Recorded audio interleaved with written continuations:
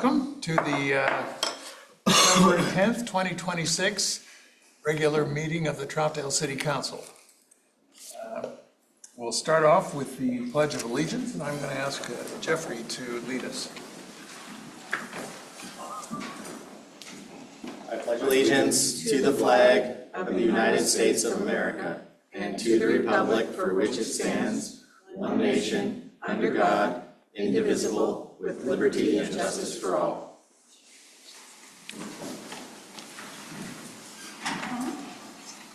And Kendra, roll call. Councillor Andrews. Here. Councillor Allen. Here. Councillor Wynn. Present. Councillor White. Here. Councillor Davidson. Here. Councillor Lamy. Here. Mayor Ritma. Here. All right. Mike, is there an agenda update? I have no update, Mayor. All right. On to agenda item number 2, public comment. This is public comment on non-agenda and consent agenda items is welcome at this time.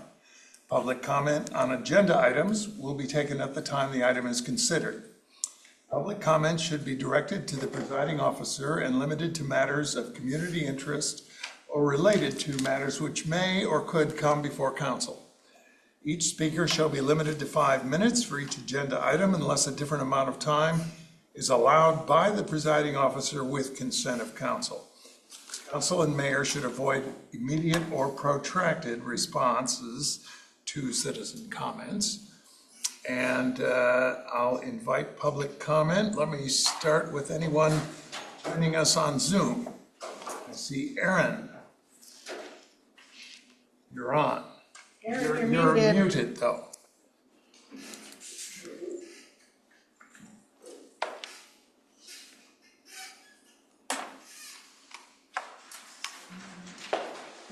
There we go.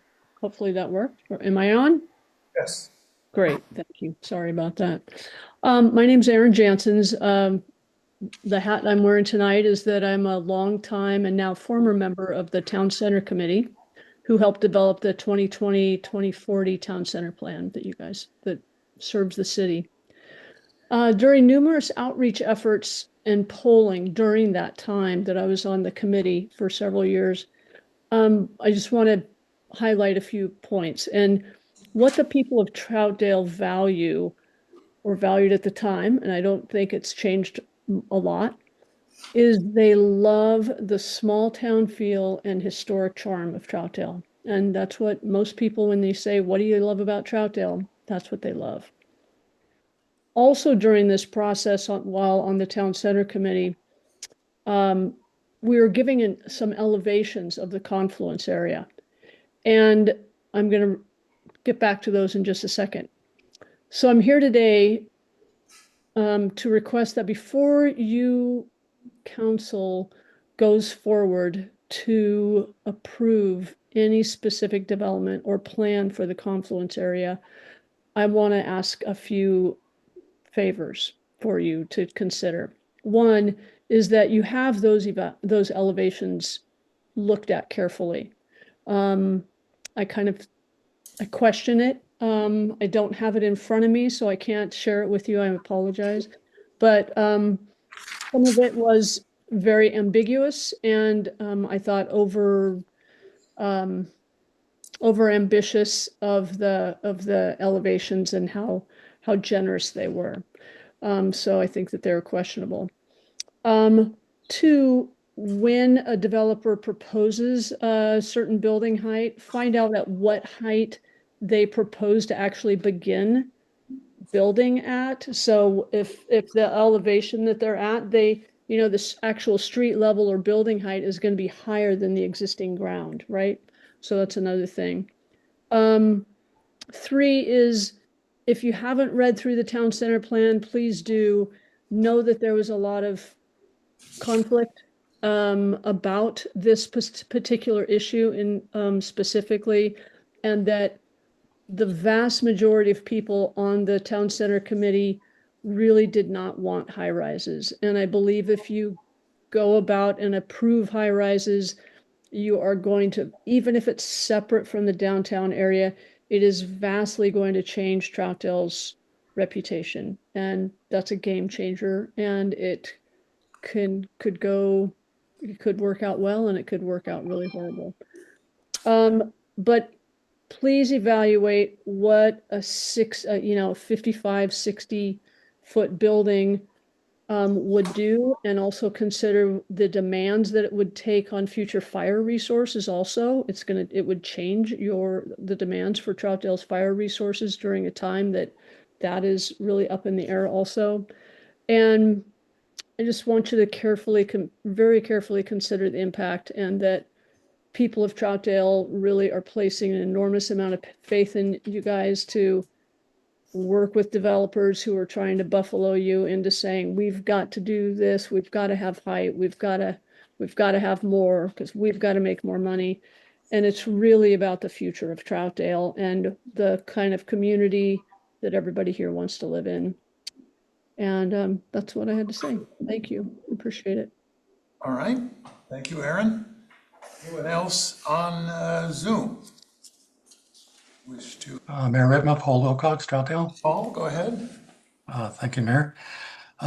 This is mainly information for the mayor, but it's good to know for the rest of the council also. I'm going to start by quoting from the Troutdale Municipal Code regarding an aspect of the committee member selection process. This can be found under Chapter 2.20.020B. And to quote, "The selection committee is composed of the city council and the chairperson of the respective committee, and the mayor will serve as chair of the selection committee. If the chairperson of a committee is up for a reappointment, the committee's vice chairperson shall instead serve on the selection committee. Should both the chair and vice chair of a city committee be up for reappointment to the committee, the mayor may appoint a suitable representative from that committee to serve on the selection committee. This is relevant and possibly applicable because both the PSEAC's chair and vice chair terms expire this year. If both the chair and vice chair choose to reapply for another 3-year term, then the mayor will need to select an alternate PSEAC representative to serve on the selection committee. As far as I know, this situation has not occurred in the past, so there may not be a precedent for the mayor to follow. I see two basic options: ask for volunteer or draft an individual.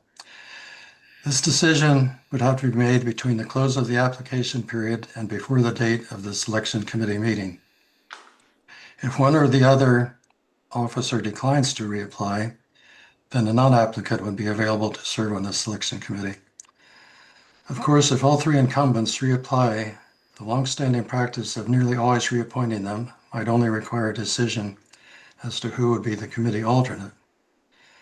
During PSEAC's meeting last week, I made them aware of the possible situations so they'd be prepared if called upon. That's it. Thank you. All right, thank you, Paul. Anyone else on Zoom? How about here in the council chambers? Does anyone wish to address the council under public comment? All right, seeing no one, I'll close public comment and we'll move on to agenda item number 3, the consent agenda. And I'm going to request that 3.3 be removed from the consent agenda and discussed on the regular, probably at the end of the meeting. That's a motion to authorize a letter of support for the Stark Street Bridge. So with that, Councilor Davidson, you're up for the consent agenda. Will you read it, please? All right, I have 3.1 minutes, January 13th, 2026, City Council regular meeting. 3.2, a resolution approving the real property purchase on Northeast Harlow Road adjacent to the Sandy River in Troutdale. 3.3, a motion to authorize a letter of support for the Stark Street Bridge. Well, the motion doesn't include 3.3. Oh, yeah, my fault. A motion, and I assume you are. So moved? 3.1 and 3.2? 3.1 and 3.2, yeah. And Councilor 1 has seconded it. So would you call the roll? Counselor Davidson. Yes. Counselor Lamy. Yes. Counselor Andrews. Yes. Counselor Allen. Yes. Counselor 1. Yes. Mayor Redma. Yes. Counselor White. Yes. All right, the consent agenda 3.1 and 3.2 is adopted. Next is agenda item number 4, a presentation, Troutdale Arts Festival, now Cascadia Fine Arts Festival, asking for city sponsorship. Martha Denham and Ellen Green. Ellen's not available this evening. Ellen's on the Zoom meeting. This is Gail. She's coming instead. All right, well, welcome. I can find stuff out.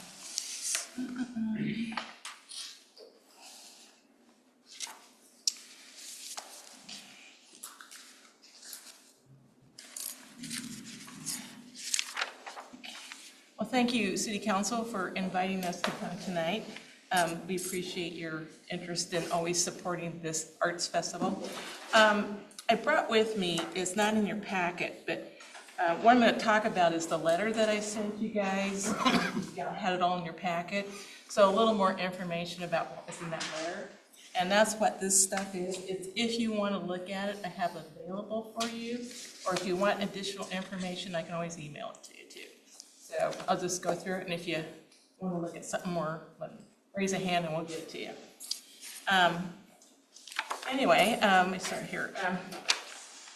Yeah, we want to thank you for your support over the years. If it wasn't for the council, we wouldn't have this arts festival. And so it's just very much appreciated, your support. Trying to look through my bifocals. Sorry. And so what I'm going to do is kind of recap what's in this letter, but I'm going to go in a different order. I kind of want to give you guys a background on why did we change the festival? What's going on with this thing? So instead of talking about the funding first, I'm going to talk about the what's going on. And then Gail Stevens, who's our sponsorship chairperson, is going to be talking about the budget and our funding. So you ask yourself, why did we change the festival? Well, back after the festival last year, we did a debriefing report for COD, and I have copies if you guys want it. And overall, it was a good festival, had good attendance, but it wasn't the best. And so in our studies, our analysis, we found out in talking to people and surveys is that there was a lot of confusion with First Friday. And people were thinking, oh, First Friday is the arts festival and vice versa. And so when the news forecast had forecasted this heat wave coming up, a lot of people went to the First Friday thinking it was arts festival so they could beat the heat. So they didn't make it to the arts festival. And so there was a lot of confusion with First Friday. And the heat wave that we had, it was significant enough that we actually had a couple artists get sick and have to leave.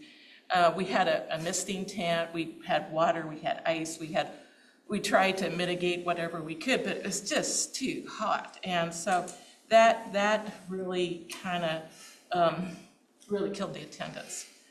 One of the things that really was, we got a lot of comments on, is there was one porta potty at top of Mayor Square, an accessible one, but it wasn't working. And so there were no potties. And so we made some last minute deals with like Burrito House and other things. And we kind of told everybody, well, go buy a cup of coffee and then you can use, the bathrooms. And so there was a lot of unhappy people about that. And for some reason, there was a lot of confusion about the shuttle pickup locations, the schedules, a lot of that stuff. So there was a lot of mishaps. And then at the end, on a Sunday at the end of the festival, we took a survey of our artists. And what was a real eye-opener to us is about half of them, one of the questions we asked is, well, do you want to come back to our festival? And about half of them said no. And that was kind of like, oh. And, or they'd have to think about it. They liked the music. They liked that we gave them water. They liked us. They thought COD was great. But there was no sales, the weather was miserable, the facilities were miserable. And there weren't any sales. They had a lot of complaints about the marketing. And so after that, we decided, okay, we need to change things. We can't do this again. If we're gonna have a sustainable event, we gotta make improvements, we gotta make drastic changes. So one of our first big changes was we said we have to reduce the cost.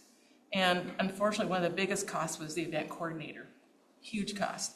And so I asked, some of the people who have been around here a little longer, like, well, what did you guys do before the event coordinator? And basically, they had a committee of local residents and citizens, doing, I guess at the Fall Festival of Arts or something, it was by committee. So he said, okay, so that's what we're doing. And so are our committee people. And so far, we've recruited about 20 people on our committee. It's really a nice committee. We got a lot of retired professionals. We got artists. Our graphic designers are retired artists. It's a great committee, and we're working our tails off, and we're having a blast. We're having so much fun, and we're saving a lot of money. And so that was one of our big changes there, and it was reducing the cost. And then we said we have to eliminate this confusion about First Friday, because it was something that was kind of ongoing all the time. So the only way to avoid that confusion is don't have it with First Friday. So we said, okay, we need a separate weekend. So working with Marley and just working on schedules, we said, well, let's move it back 2 weeks to the third weekend of May. I believe we'd had a festival back then. And then it'll just be a 2-day event, a Saturday and a Sunday, no mention of First Friday. So that was one of our changes. And then, and then we decided, okay, we need to develop a new market strategy. We're really emphasizing artwork, and we're reaching out to where people who buy art.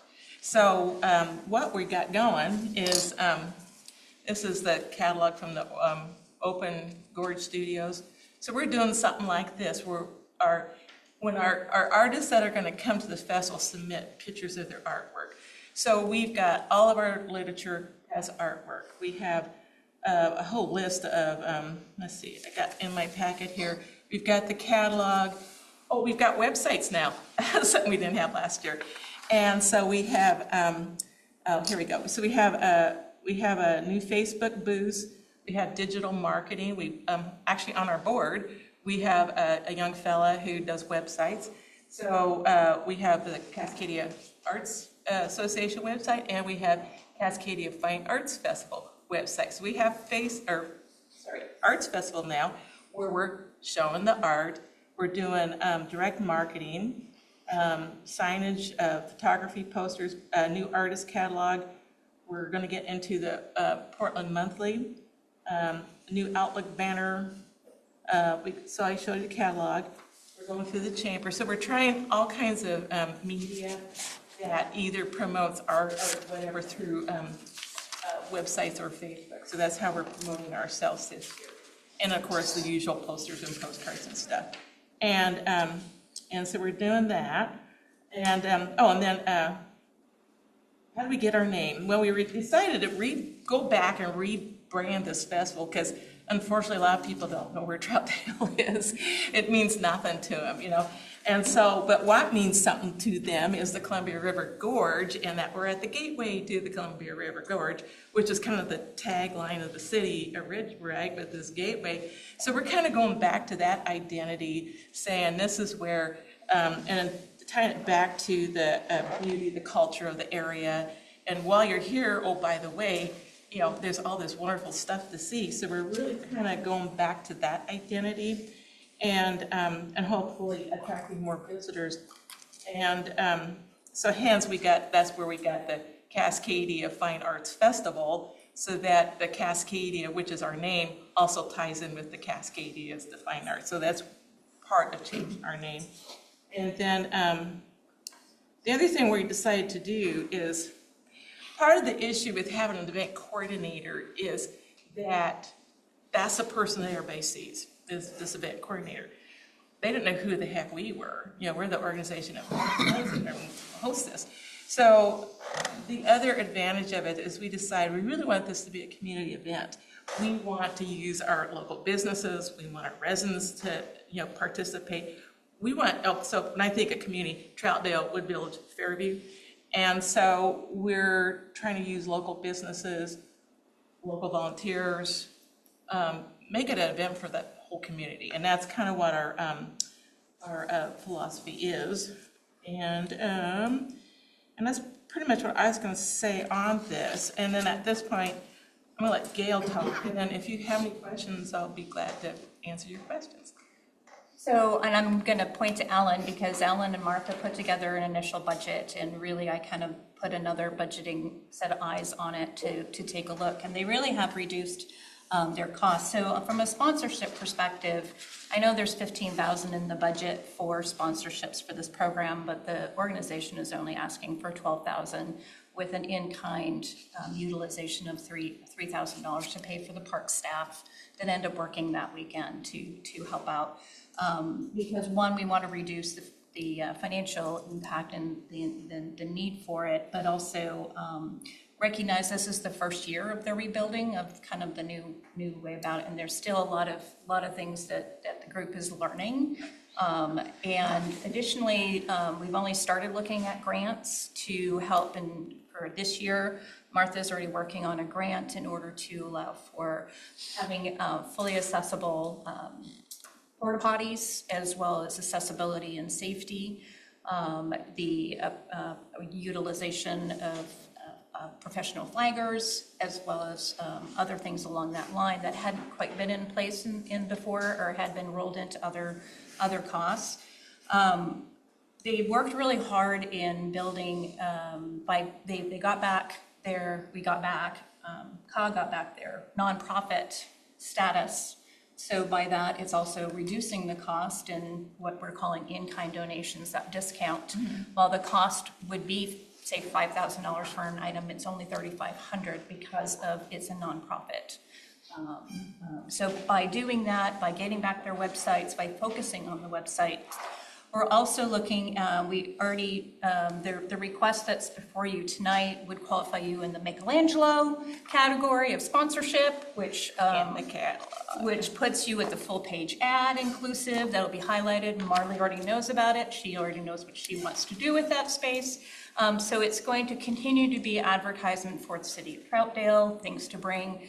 Also, the artists are going to receive packets from Marley of welcome to Troutdale, here's what's around. You know, this still feels to me very community oriented because it's still downtown, right? They're not moving out of the area. And we've been talking even with new owners at Eye Candy. They're very excited to find out that we have an arts festival as well, just like they supported in Gresham. They look forward to supporting it here. And so really where they took it, one of the additional things that we really are not sure how it's going to turn out yet, because we just got it, this catalog, also we can sell ad space separately from sponsorships. So there's whole advertisement space in behind here. Anyone who sponsors gets a certain size, as well as people can choose to just do an ad. This will be printed in the month of March and will be out for an entire month and a half before the actual event. All of the people who have advertisements and sponsorships are going to be part of the marketing program that she's talked about. All of the funding, the additional costs that they do have, while it's approximately expenditures are about the same as they were. Martha and Ellen and the group have already received almost $13,000 in in-kind donations, reducing their costs down from locals and working with local businesses. And they have focused heavily, all the costs that they put through, and when I took a look at the expenditures that they had, they significantly reduced, the staffing down to 18,000. It used to be 35. And however, the marketing is what, the marketing is what, is where they've put some of the money. So at this point in time, what we're running is below the cost of last year's final cost. And that's before we even talk to everybody in kind. So those conversations are currently happening and getting sponsorships with groups that have been wanting to be part of the event itself. So in just kind of stepping in and helping with sponsorship and working with the group, we've now kind of renamed all their levels to be well-known artists like Leonardo da Vinci and Rembrandt and Chihuly some of the locals. And really working with local businesses, working in in Troutdale, Fairview, Woodville. And so we're here, I've just joined the group and I'm getting my lessons, I'm getting my teaching this year. So I defer to the ladies for any questions you may have. You have any questions? Did Ellen Green want to address us? There she is. Yeah, I would like to. I'm sorry I can't be there in person, but I had to be here in Palo Alto, California to help my 93-year-old mom, who's going to be 94 next month. Anyway, I want to, uh, both Martha and Gail hit on some of our key issues that we've had and what we've moved forward. So I'd like to tell you that just in this last month, we had since December, but in the last month, we've added applications by artists. The applications closed last Saturday. We have 93 artists, over 27 came back from last year. 27 took us up on a special deal to come back, skip the jury fee, skip the jury, and because all our artists last year were so spectacular, we wanted to ensure them that we were making big changes to make this festival better and bigger and more broad to let more people know to come and buy art. So that's the first thing. So we will have, by the time we get through the jury this week, we will know how many we will have approximately. I'm looking at about 80, maybe 85. It just depends on our space, how many we'll be able to have. We have a diverse group of artists already. You just and we've had that in the last 3 years. We've had a lot of diversity in our artists, and not just what the artwork is, but also ethnic groups and disabilities. And we just open to a lot of folks in our area, in our region. We have a emerging artists program, and we're working with Mount Hood Community College, and their students last year had a large booth where they had a chance to actually try out they were art students, what's it like to be an artist at an art festival, and people loved going in their booth, and so we want to provide those opportunities. Then we were hoping last year we would have the people who do art at the also program. And Martha just ran into Mike, and I can't think of his last name. Anyway, we invited them last Friday night. They were at the Troutdale Arts Center. And so we're hoping they'll be able to join us because we love their work and their energy. So we're looking at trying to let other people who don't have the opportunity. We have a small scholarship that a friend of mine donates a little fund so that folks who don't have enough funds or are a nonprofit or need some extra boost. And so we use that money to help the Mount Hood Community College art students or the also artists or other people in our community that just need a little help to be able to do a festival because some of them can't afford it. So we find a way to have them. If everyone goes through that jury process, we still keep our quality of art, but also it's very inclusive to everyone. The next thing, no, I tend to do a lot on the artist side of things, but this year I've been doing a lot on the promotion. And so I know Martha mentioned a lot of this. This is a hat I never thought I'd be wearing, but I am excited. We are going to have a half-page ad in the back on the cover, inside cover of the Gorge Artist Open Studio. They cover 5 counties in east of us, starting in Hood River, and people go there. This is their 20th year, and thanks to Marley passing us opportunities to go beyond our a regular circle to promote this festival. So our goal is to get more people to come and see what a great place this is, to be at the gateway of the gorge and look at what we have to offer here. So anyway, so that's our goal. That catalog that Martha talked about will feature every artist. That will have a showcase piece and a little bio about what they are about and their contact info. We're also in that, so the Portland Monthly has we're going to do the social media. They have a large affluent following that is also a group of people we'd like to invite to our area, especially during the time of the festival. So we're just targeting places that we think we can get a lot of words out. And Martha mentioned this direct marketing. I just want to say that because we're a nonprofit, we qualified with Google Workspace as a nonprofit, and now we're putting in our application for marketing. They have a grant for nonprofits to have $10,000 worth of ads in 1 month, as long as we have enough clicks. So when we get there, we're going to ask you, please click on our site and click on the ads, because the more ads we have, the more we can get out and the more we spread it. So thank you for your previous support. I've been here since the first, fall festival, and you may have seen me before and during COVID. So I want to thank you for the council and support. We really appreciate it. So. Well, thank you, and I'll open it up to the council if anyone has questions.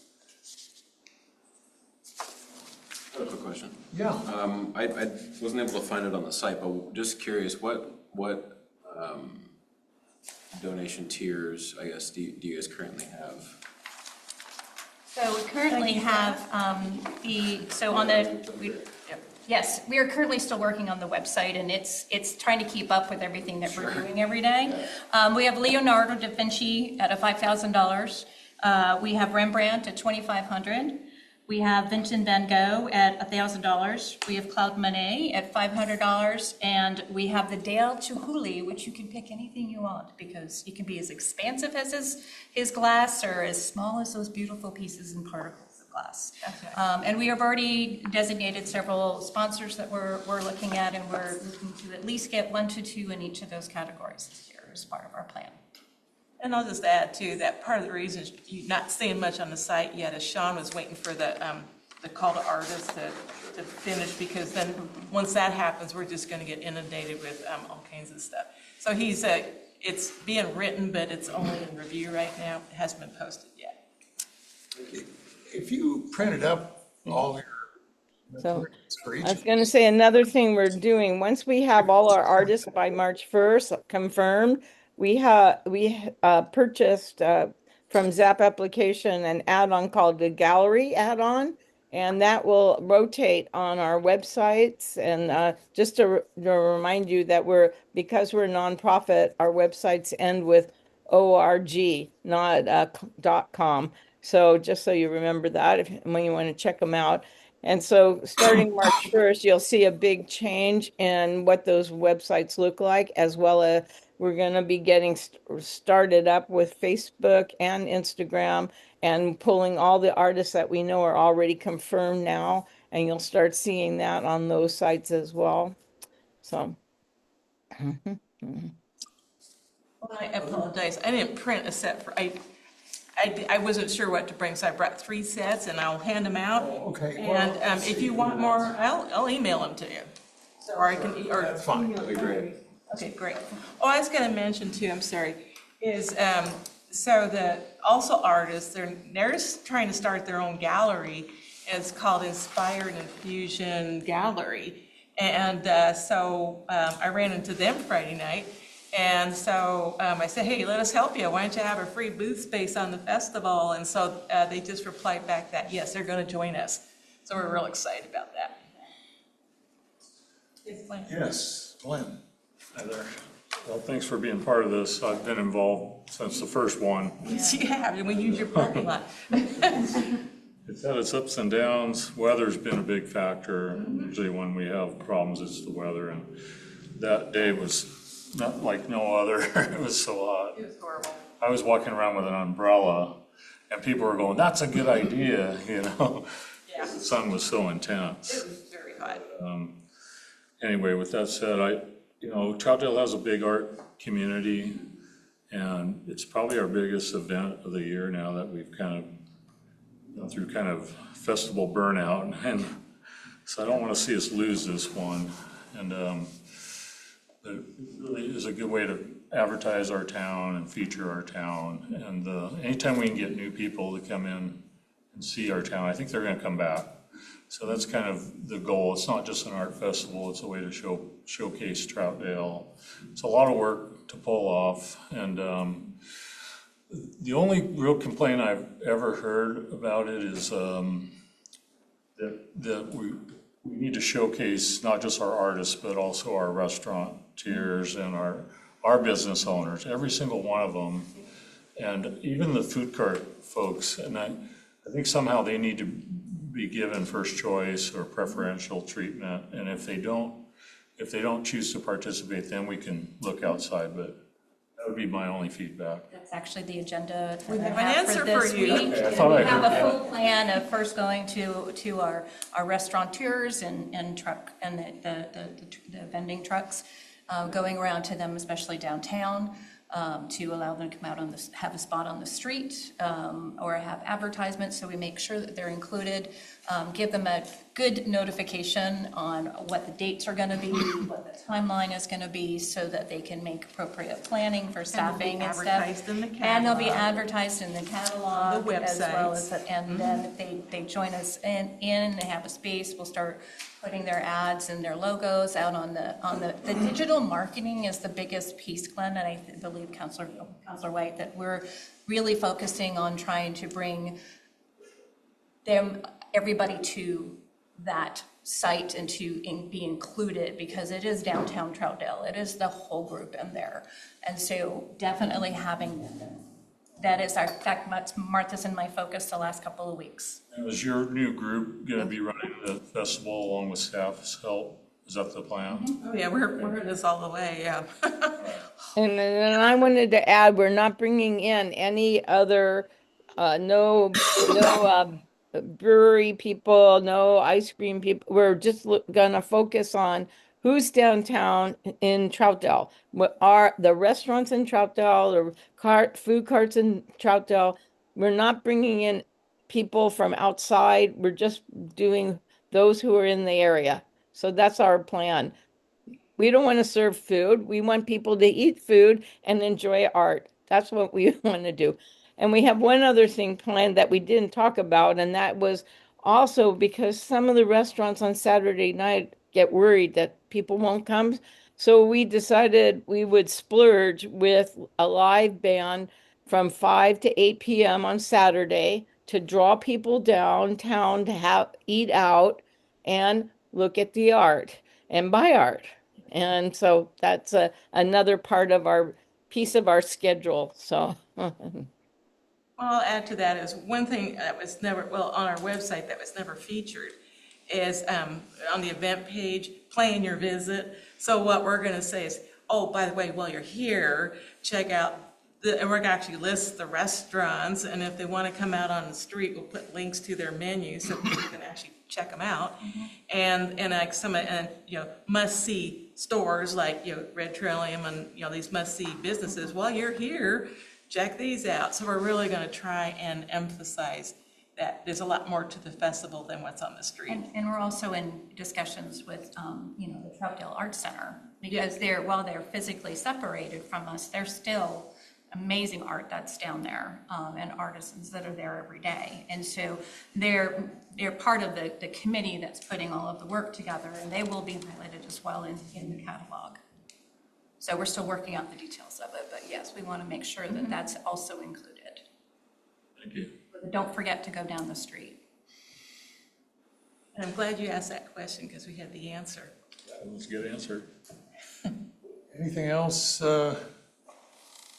Questions or comments from council? The matter that that we're going to be voting on is we're being asked to support the Cascade Fine Arts Festival by providing $12,000 in cash and up to $3,000 in in-kind staff help. I would like to open it for public comment before we vote. Invite anyone online, anyone on Zoom who wishes to address the council on this matter. And I don't see anybody. How about here in the council chambers? Yes, Saul, please come forward. You want us to move? Well, at least move over and. Here, I can step back. Okay. So why don't you sit there, you are? Here, have a seat.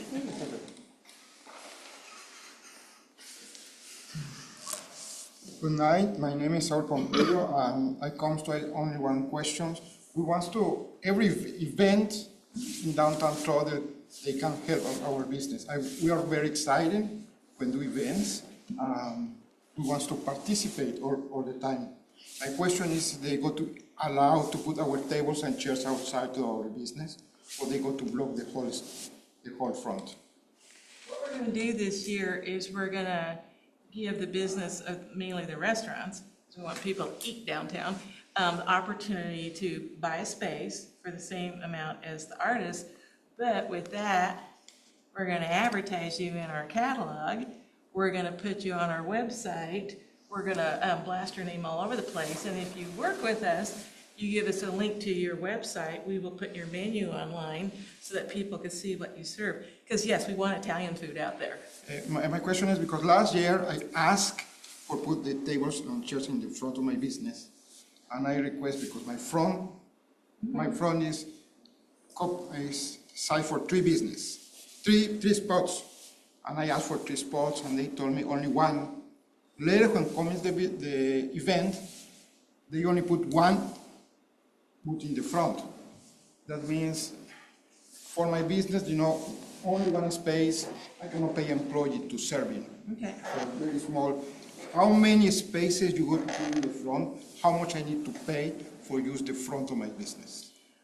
I don't have an answer for you right now because we're still working out the space requirements.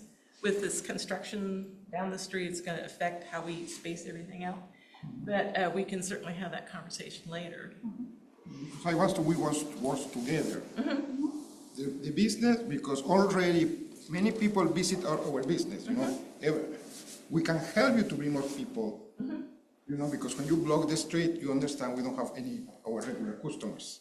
Sure, I understand that, but what we're saying too. We can work together. Yeah. And we want to advertise your business because part of what we're trying to do. Well, I can advertise your business too. Exactly. The most effective is you put signs in the business. Come to the special business. Yeah, and like I said, part of what we're trying. When I go to art festivals, when I travel, I look at menus and I decide where I'm going to eat ahead of time. And so one of the things, you make wonderful Italian food, and so we want to let people know, go eat here. And so give them the opportunity to see what we sell. And so that's part of what we're going to be doing. So we can talk about the space. We don't quite know yet what we're going to be doing, but we can, I don't know if you get 2 or 3 spaces, but we can offer you what we can. Yes, because really in the front of my business, they can have 1, 2, or 3, it depends how you can do the different things, because you understand our business. Sure. The kind of business we do, we only do 5 or 6% of profit. Well, I hope you'll be able to work it out. Yeah, well, we can have this conversation later. Yes. Yeah, we'll have lunch. And one of the things I'd like to say too is, so we are looking into the shuttle because one of the problems is parking, of course, not all the time. I see that's on your agenda, but in order to get people to come downtown, we're going to really promote the shuttle, and it's all free. It'll be free. We're going to make sure that it's there when it's needed, and it's going to circle around. So I think if we really advertise it along and promote all the businesses downtown, but also it's our restaurants we want on the street with our artists. so that people know where they are. We don't have to bring in any food carts. We just have everybody eat local and enjoy the good food in Troutdale and enjoy the great art. So that's our goal. And I think we can work it out with that. And if you have more questions, I'm happy to answer those too now or later. So. Anyone else here in the council chamber wish to address the council on this matter? All right. Well, the request is for 12,000 in cash and 3,000, up to 3,000 in kind city staff support. I invite a motion. You know, I had a question about the in-kind support. How does that work with our city staff? Do we just force them to work overtime? We offer it as an option for if they want to sign up for the overtime. And if they all say no? Does he say no? We have a problem. But I talked to Travis today, and he told me that Jonah queried the park staff, and they don't believe it's going to be a problem to find enough volunteers who are looking for overtime. So it looks like we have the personnel that are wanting to work extra overtime to help the event. Okay, that sounds good. And then can I ask a follow-up question, kind of following what Saul was talking about? How much was a spot last year for an artist? Oh, last year was, I think they were charging 150. Well, yeah, for businesses, it was 150, but that did hardly covered any costs. Our artists have to pay $275 plus a $35 jury fee. So they're paying $310. And so we just had, at space is precious to have on the street. So we want to equalize it out a little bit between the restaurants and the artists. And so we want to entice the restaurants and other businesses to say, yes, we'll pay that because we're going to give you an ad that's worth more than $275. So that's how we're kind of justifying what we're doing because we think we can promote them and promote our festival as well and the artist. We have a very rigorous marketing program this year. So we feel like we really want to get this out, all over the area, outside the area. So we're going to be very rigorous about it. So. Did that answer your question, Jesse? Yeah, it did. I guess I just kind of have some concerns. If Seoul wants, or any business wants, the whole front of their store for the festival, and it takes them 3 booths to get it, that's, $800, almost $900, which would cut significantly into his income for the day. I'm not sure if there's something there that we could help our own businesses out a little more, since the city is considering contributing quite a bit here. I don't have it. Could I answer that again, Jesse, I address that? So one of the problems we have is the number of slots. I believe there's 94 slots of 10 by 10 spaces. And if we have 80 artists and we have 2 spaces, we have a number of double spaces for artists and for demonstrations and for our nonprofit groups and our emerging artists. So by the time we get done, if we have restaurants having a huge space, a huge amount, more than the artists, then it's going to be a food festival and not as much an art festival. We want to support businesses. We believe in that. We've always believed in that. We always want to bring thousands of people to downtown Troutdale, and we want to bring those tourists to your area.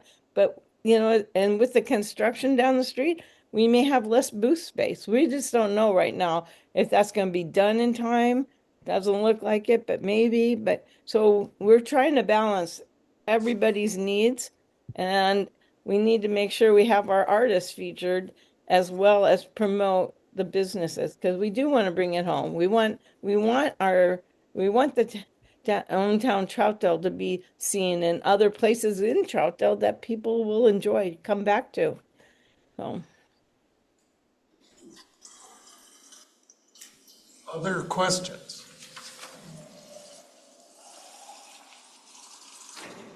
Further discussion or a motion?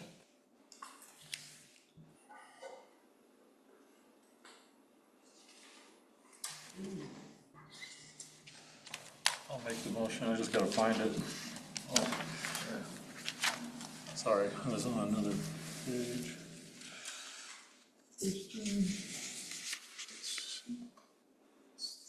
Okay, I got it. I move approval of the request from Cascade Fine Arts Festival in the amount of $12,000 and $3,000 in kind donation with staff. Sorry. Yeah, up to 3,000.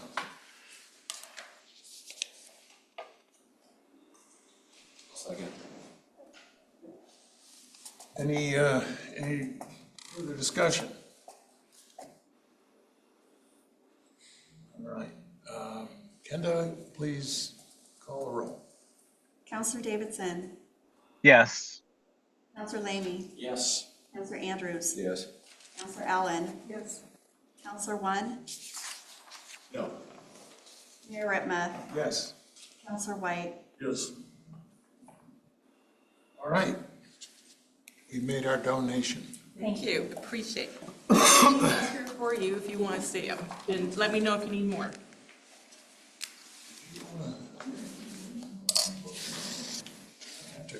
Okay. All right, well, thank you, and we'll move on to the agenda item number 5. Thank you. Thank you. And it's a resolution supporting the East Multnomah County Transportation Safety Action Plan Report.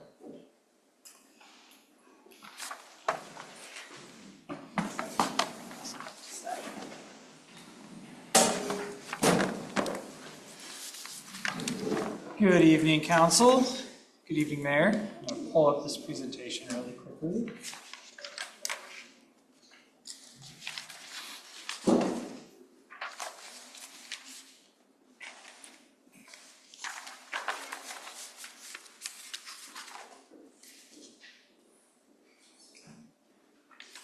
There it goes. All right. My name is Dakota Meyer. I'm the Associate Planner here with the city, and I am joined by a couple of people. We have Erica Palmer, the Community Development Director, Mary Jo Anderson, as well as Allison Boyd is virtual, and they're both from Multnomah County Transportation. And we are here tonight to present the staff report for a resolution supporting the East Multnomah County Transportation Safety Action Plan.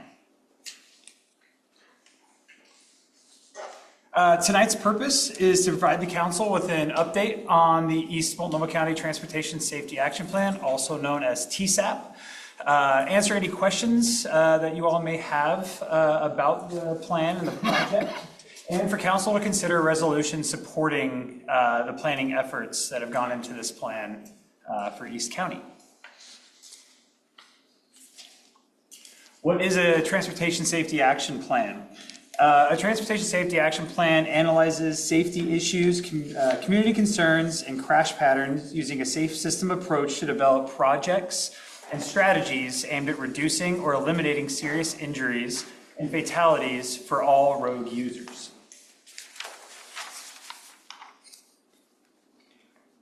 So this plan was developed in partnership with a lot of partnership and collaboration. East Multnomah County Transportation Committee, also known as a MUCTUC, led the project and will oversee its implementation. A MUCTUC is made up of elected officials from Fairview, Gresham, Troutdale, Wood Village, Multnomah County, and the Port of Portland. MUCTUC is also committed to eliminating all traffic fatalities and serious injuries in East County by 2035. Throughout the work on this plan, there was also ongoing partnerships with Safe Routes to School, Public Health and Research, and the County Sheriff and Gresham Police. Community engagement. Over 3,000 community members participated in engagement through 3 phases of the plan. The 3 phases are seen there on the right of the slide. Materials were available in 6 different languages: English, Spanish, Russian, Mandarin, Chinese, Ukrainian, and Vietnamese. Engagement aligned with summer events through 2024 and 2025 all throughout East County, including First Friday in Troutdale. And then there's a balance of in-person and online opportunities. Those included listening sessions in different languages, as well as summer events around East County, surveys, etc. Areas of concern. Of the 3,000 community members who participated in the community engagement efforts, a common concern amongst 45%, or common concern amongst all, was about unsafe conditions walking, biking, and rolling, with 45% of responders feeling uncomfortable or very uncomfortable in those modes of transportation, especially along high injury corridors like East Halsey, Southwest 57th Street, and Southeast Stark. If I could set that. Final plan. So through feedback, we received a lot of feedback through the community engagement and through the analysis, community feedback, and partner participation. The Transportation Safety Action Plan identifies 10 corridors with specific recommendations and 20 actions and strategies. Within Troutdale specifically, there are 2 priority safety corridors of Halsey Street from 162nd Avenue to 257th Avenue. That's shown in the pink, also labeled as number 7. And also there was Stark Street from 257th Ave to Troutdale Road, seen on the side there, kind of in a brown, labeled as number 10. In Troutdale specifically, the Transportation Safety Action Plan identifies safety recommendations on Stark Street from 257th to Troutdale Road, including 2-way left turn lanes, complete sidewalks, separated and protected bike lanes, enhanced pedestrian crossing near Corbeth Lane, and our TSP actually currently identifies these areas as needed for improvement. So this kind of falls right in line with what's currently in our long-range transportation plans. So next steps are Multnomah County Transportation Department has asked for local partners to support the plan, the attached resolution to the staff report. The City of Fairview has adopted the Transportation Safety Action Plan, and the City of Gresham plans to adopt the TSAP as part of their citywide transportation safety plan.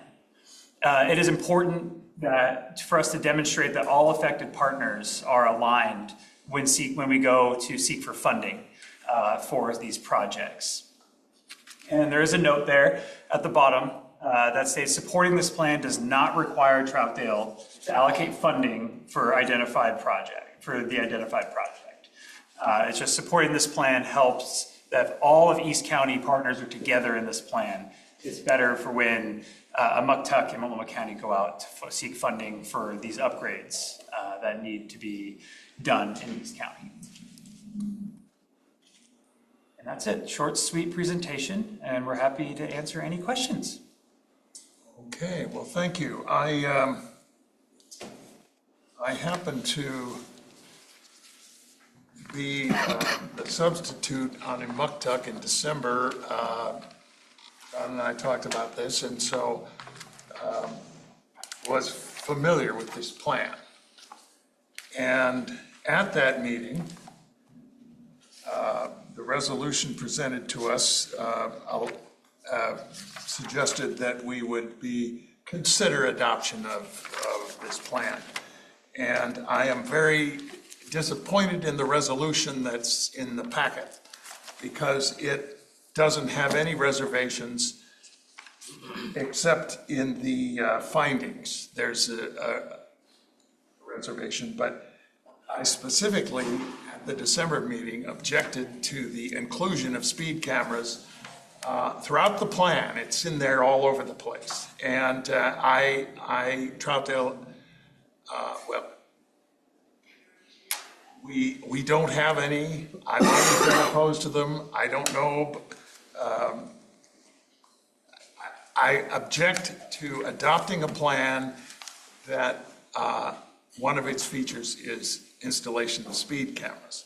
And so I have an amended resolution, slightly amended. It just says something like you had on your next step slide, that it says we don't need to implement or fund everything written in the plan.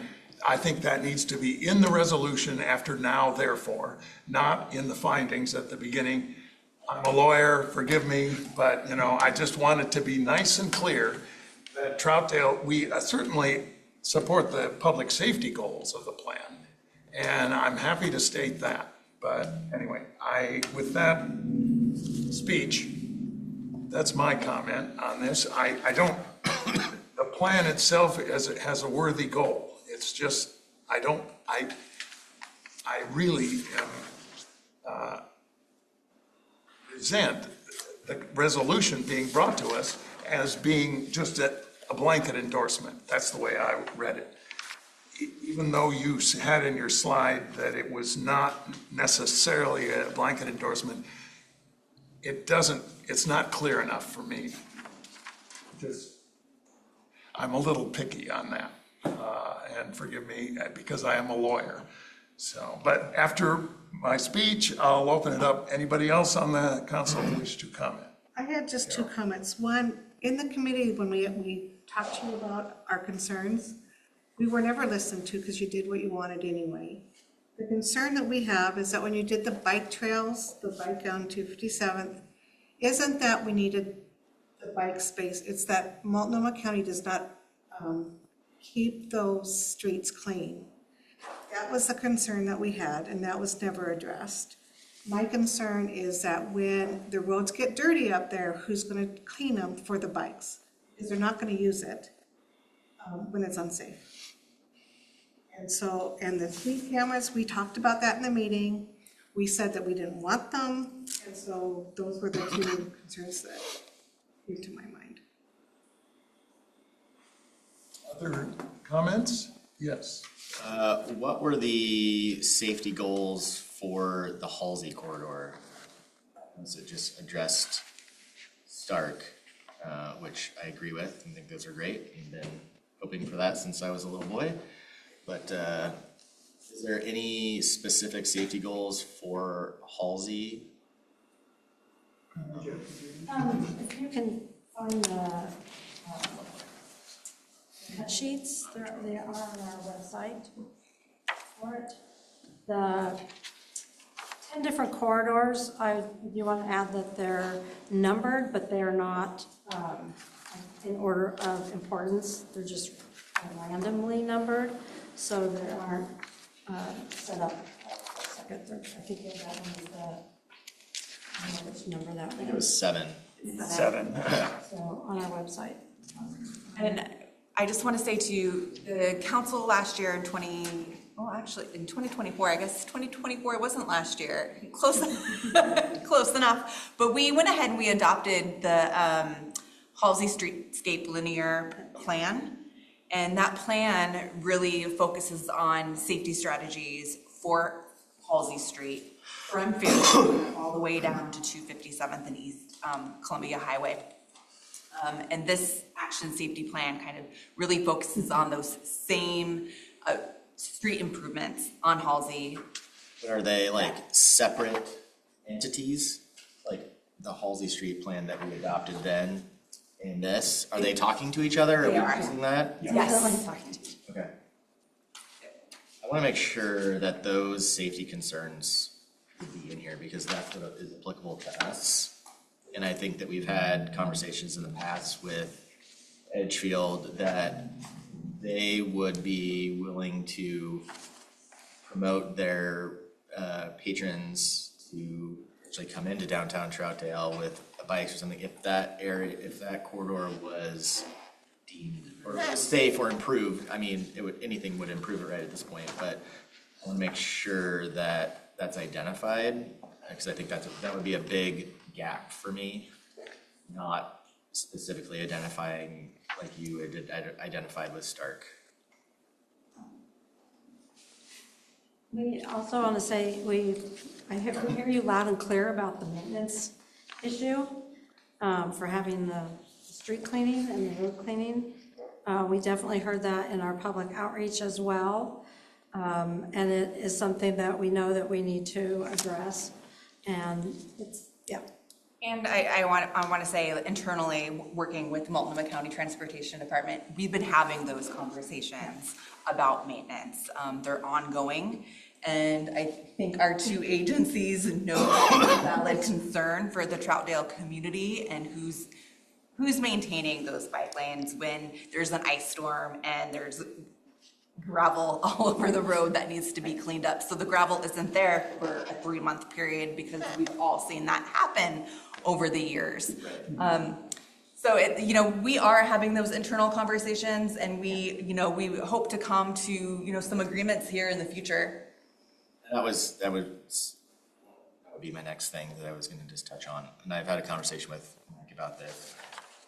And for the past 3 years that I've been here, is that it's really frustrating to me that we have roads in the city of Troutdale. They're not our roads, not allowed to take care of them. And for instance, 257th, the whole median all the way up is disgusting and is a real eyesore of an entrance to our community, and why it hasn't been taken care of, I don't know.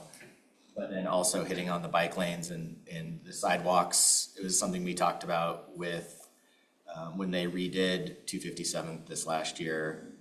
Are you going to take care of it? Are the plants and everything going to be cleaned up so people can feel comfortable walking up and down the street or riding their bike? I just wanted to say that. You don't have to respond, but. Can I make a quick response too? This problem of maintenance is just not Troutdale. We have the cities of Fairview and Wood Village who all have the same complaints. And we've been meeting monthly to discuss our road maintenance issues. And we hope to have some responses here in the next couple of months resolved for those maintenance issues as we continue to have conversations around maintenance. So the other concern I have is when you fix the road, when you go off of Cherry Park where the post office is and 257th, you've now caused a place where traffic can have accidents where it didn't have before. So when you go on that road, you have to go all the way back to where the green light is or where the green marker is on that street. Even when our light turns red, our light turns green, people still on 257th, if they're going too fast, they're still passing the red light. And you have to slowly go, and a lot of people don't slowly go to look. So now we have this big blind spot because people think I've got a green light, I can go. So I'm really concerned about that construction right there that happened. And I think I didn't realize that it was going to be so far back. I don't see a lot of bikers when I talk to people who ride bikes on, they don't do 257th, they do Troutdale Road. 257th is not safe for them. They've always stated this. So I'm concerned about the millions of dollars that we're doing to make these improvements when people don't use them. I mean, and I know that they said that at the meeting, that they don't use that, they use Troutdale Road. So I'm just concerned about, I guess, the finance end of spending taxpayers' dollars on things that look great, but aren't being really of use and really are causing some other issues that I don't know if you thought about.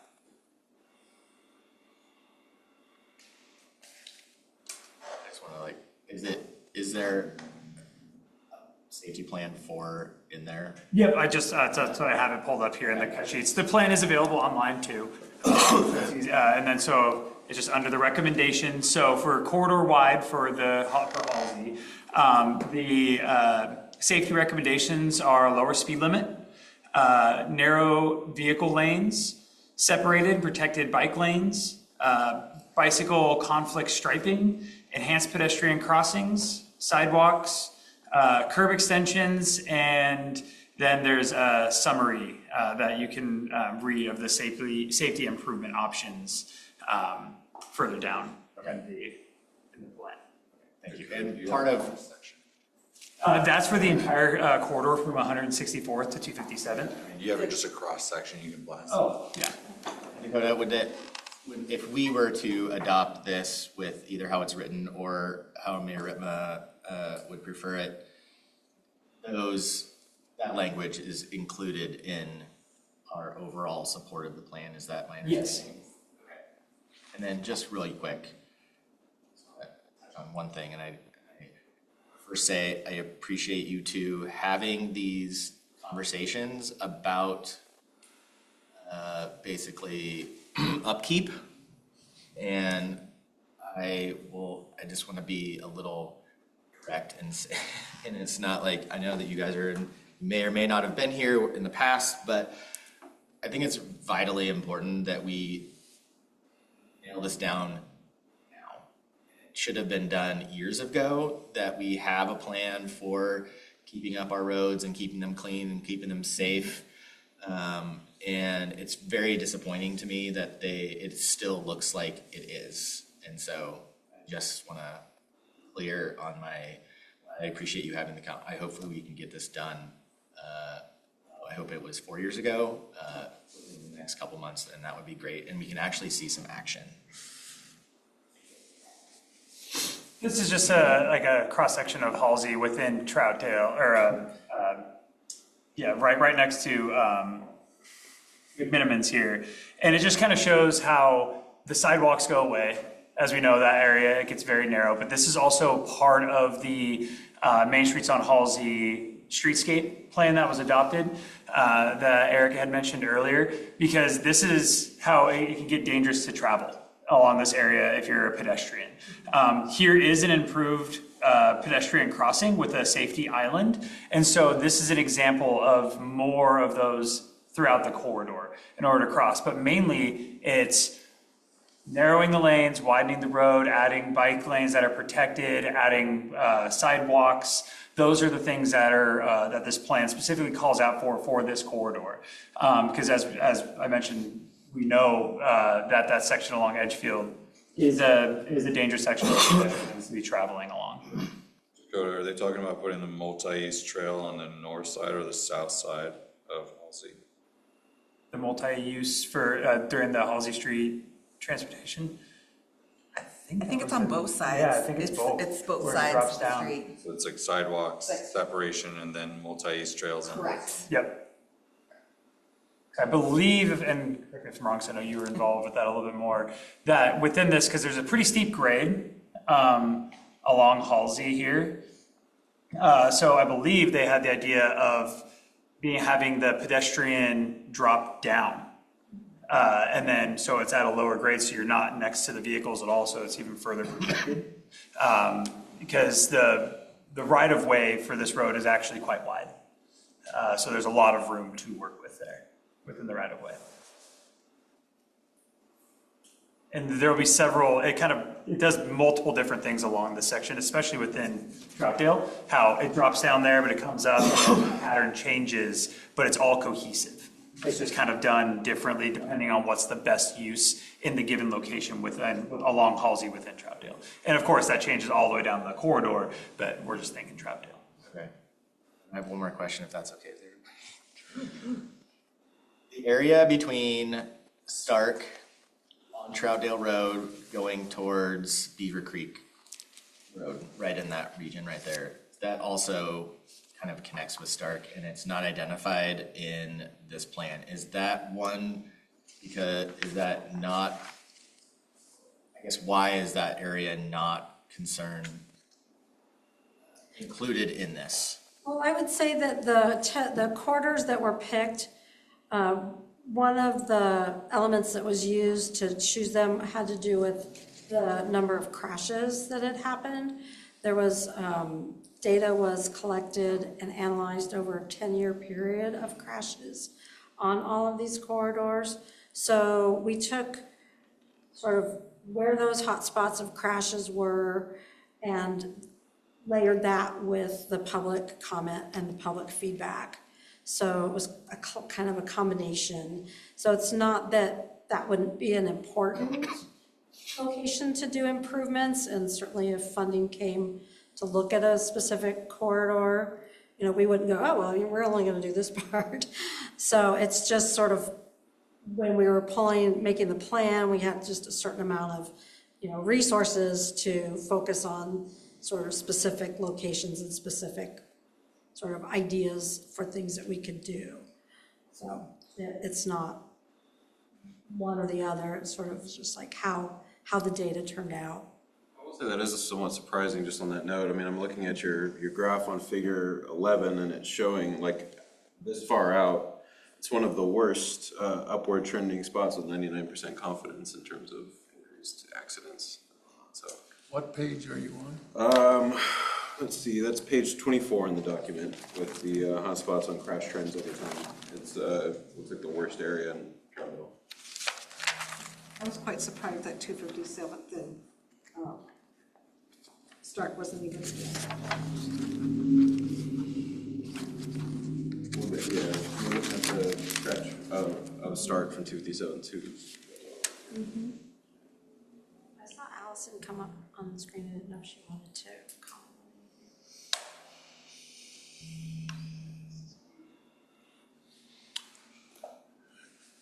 Other comments or questions? John. Piggybacking on Jeffrey's maintenance on 257th here, I commented last fall about this median out here, how overgrown it was, and that basically if that was my house, I'd be getting fined for that. But the other issue was between 24th and 26th on 257th, we had blackberry vines clear out into the street, and a homeowner that lives on 24th, about a block down, called the city. They called Multnomah County, and were told that it was the homeowner's responsibility. Those blackberry vines were not coming up over the wall. They were coming out of the crack between the concrete and the sidewalk. Okay, and because nobody else would do anything about it, she would take her yard debris can out. She cut back over several weeks, cut back all those blackberry vines in order to open it up because it was the homeowner's responsibility and nobody else. And, it's like we're redoing 257, but we don't have the manpower to cut some blackberry vines so people can walk down the sidewalk. They have to walk out into traffic to get around them. So that was a frustration in that neighborhood.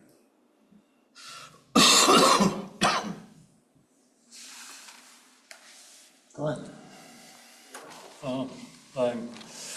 I would have liked to have a paper copy of the 64-page online because it's hard to make notes and bring it with you when you're doing it on your computer. But get that out of the way.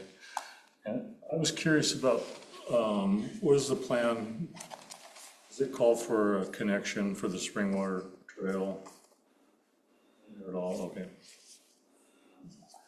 I agree with Dave's comments too, that I feel like I want as much control over these projects as possible. So I get leery of just, it's like I'm signing a blank check in a way.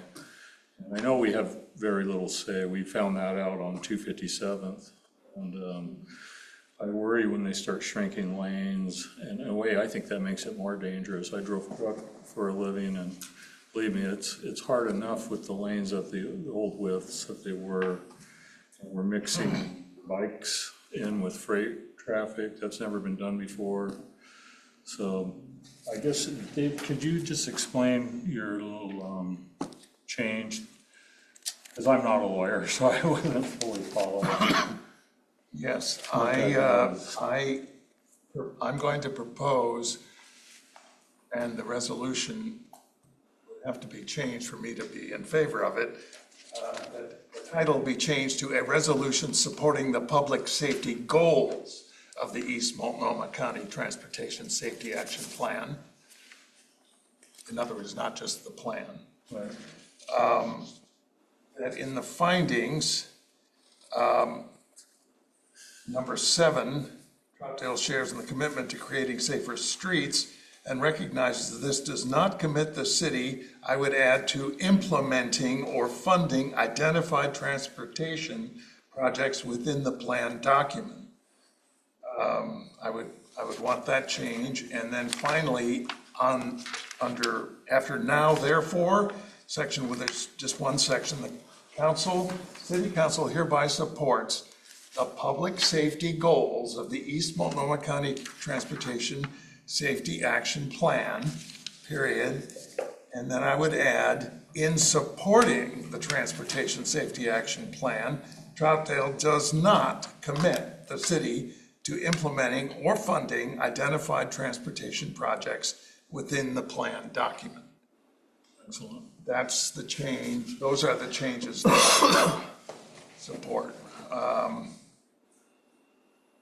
Anyway, and I hope that's clear enough. I'm just saying, give us the right to decide down the road which parts of this we want to do. We're okay with the goals, but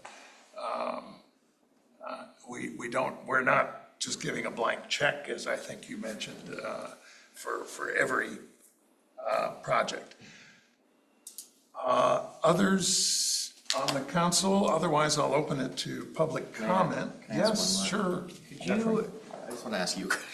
Oh, sure. Could you elaborate on your statement about the speed cameras? All right. I went through, and there's at least 10 references to speed cameras in the East Multnomah County Transportation Safety Action Plan document, which I was fortunate enough to have an actual copy, so I was able to go through it. Okay. I am not in favor of automatic speed cameras in Troutdale.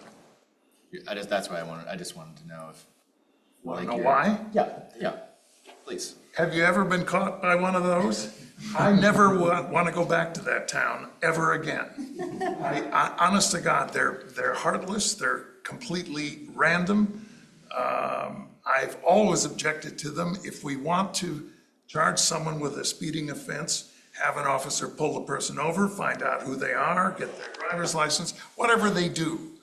But having a picture taken and sent to you by mail is, I think it only happened to me once, but I've never forgotten it, and I am totally opposed to it, and I would defend that. I doubt the people of Troutdale want it either.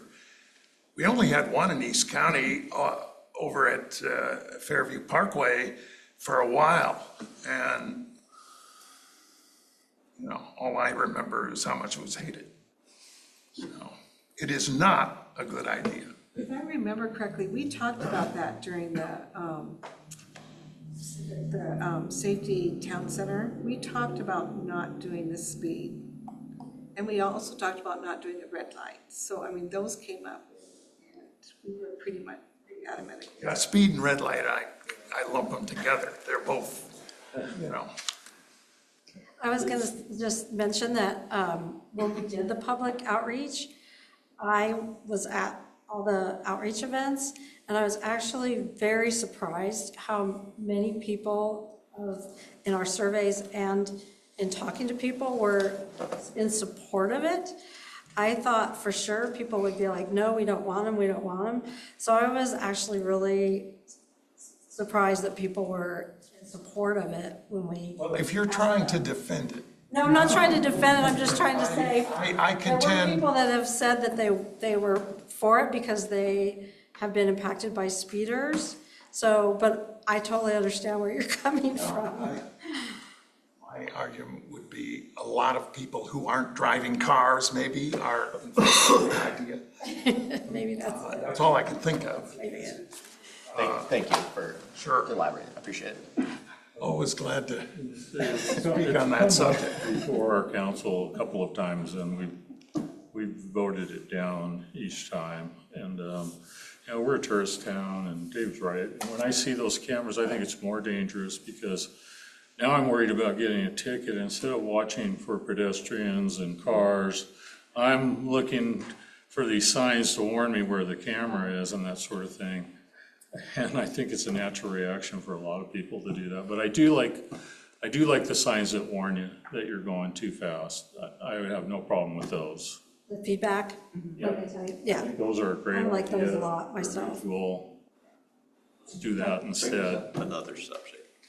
On 257, you have the warning signs. And it's, what, 35 miles an hour? We've addressed that with the county. I know what you're about, I know what you're about to They start say. flashing at 25 miles an hour, warning you that you're going too fast. It's like 40 miles an hour, and it's 25 miles an hour. It's like, wait a second. We You're not going too fast. We addressed that with the county just this week, letting them know that the sign had to be recalibrated. This is not a school zone. Well, let me open it to public comment. We have this resolution before us.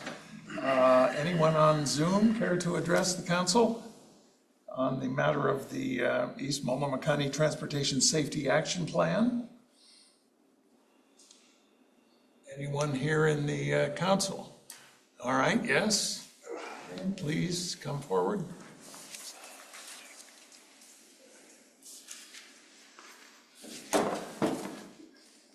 Thank you, Mayor. My name is Adrian Kester, a Troutdale resident. Wear a few other volunteer hats, but I'm primarily here as a private citizen. My primary concern with, or thing that I see consistently missing in these safety plans is kind of the post-plan marketing and education. Because inevitably with these plans, traffic patterns change. And what I've seen, both in data that I've seen online and also kind of anecdotally, just being a Troutdale, a downtown resident, is that accidents always go up almost immediately when traffic patterns change. Because nobody is aware of them. Nobody knows that things have changed, and the signage and the wayfinding and the public education is usually lacking. Chief example is the corner of historic Columbia River Highway and Buxton. And when that traffic pattern changed and when people were said, no, you don't have to stop anymore when you're turning right, people who are driving opposite going west, they don't know that because the sign isn't there telling them that right-handers, that people turning right going south don't have to stop.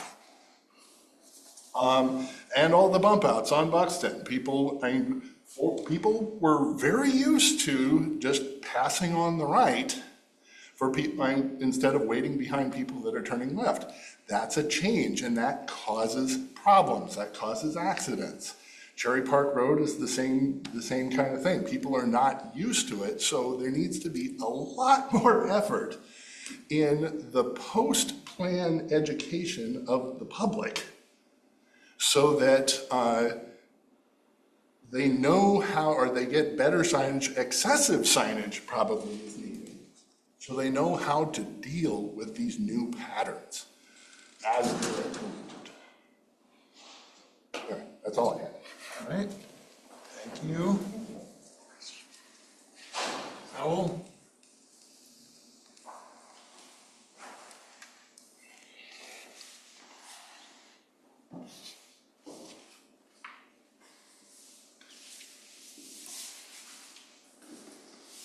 Hello, my name is Saul Pompeyo.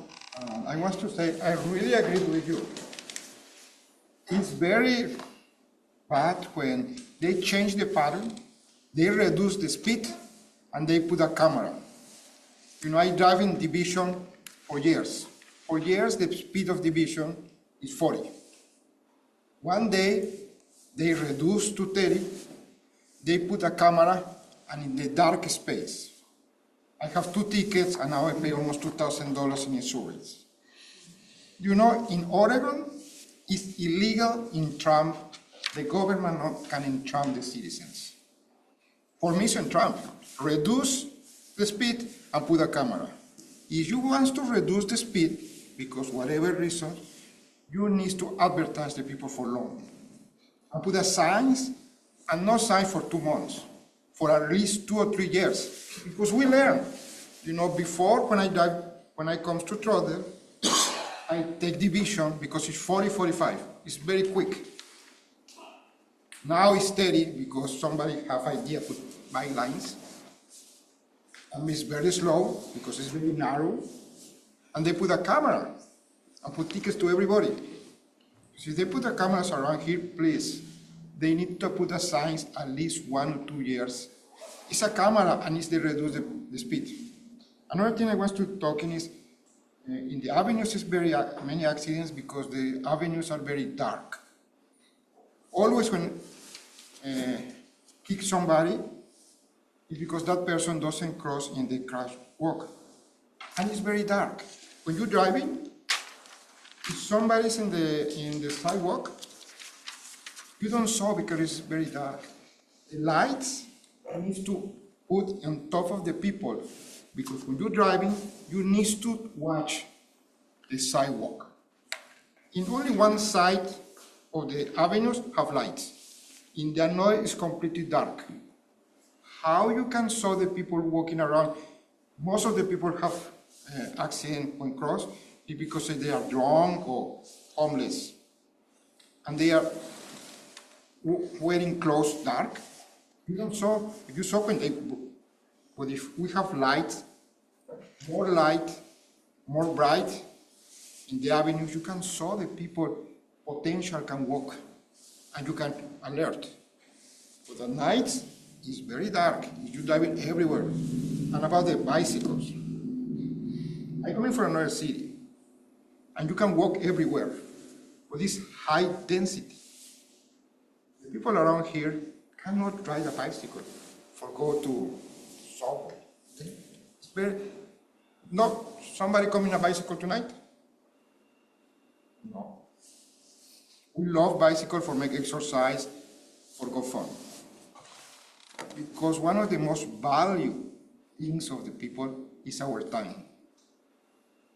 If my car takes me 7 minutes between the point 1 to point B, in a bicycle 25 minutes, I ride.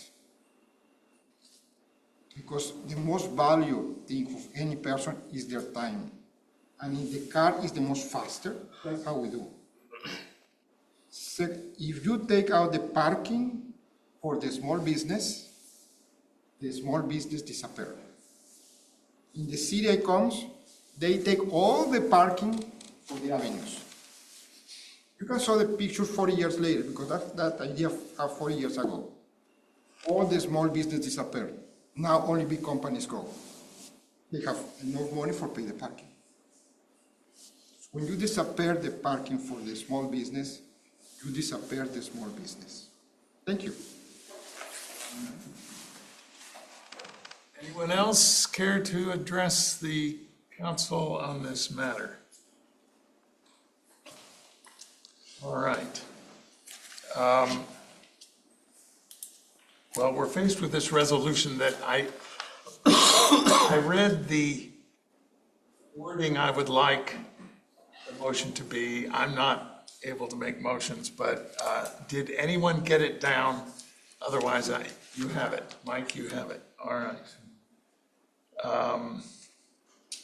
I move that we make a resolution supporting the goals of the East Multnomah County Transportation Safety Action Plan as amended. Second? Was there something, was that everything? Yeah. There's also, I said public safety goals, but. with the modifications proposed by the mayor. Right. Yes, Troy said it's amended. So moved. As amended, he did say that. Well, thank you. I second. And it's seconded? Yeah. All right, Kenda? Counselor Davidson? Yes. Counselor Leahy? Yes. Counselor Andrews? Yes. Counselor Allen? Yes. Counselor Wynn? Yes. Mayor Whitman? Yes. Counselor White? Yes. All right, thank you. We'll move on to, Thank you, Council. oh yes, and thank you. I'm sorry I was so hard on you, but I don't get to go to Imuktuk too often. I served 10 years on Imuktuk. And when John asked me to go, I agreed, but very reluctantly, and realized that, hey, it was good. It actually was good. And we appreciate your service, John. All right, moving on to agenda item number 6. Final report on the downtown parking study. Looks like Marley and Erica are on it.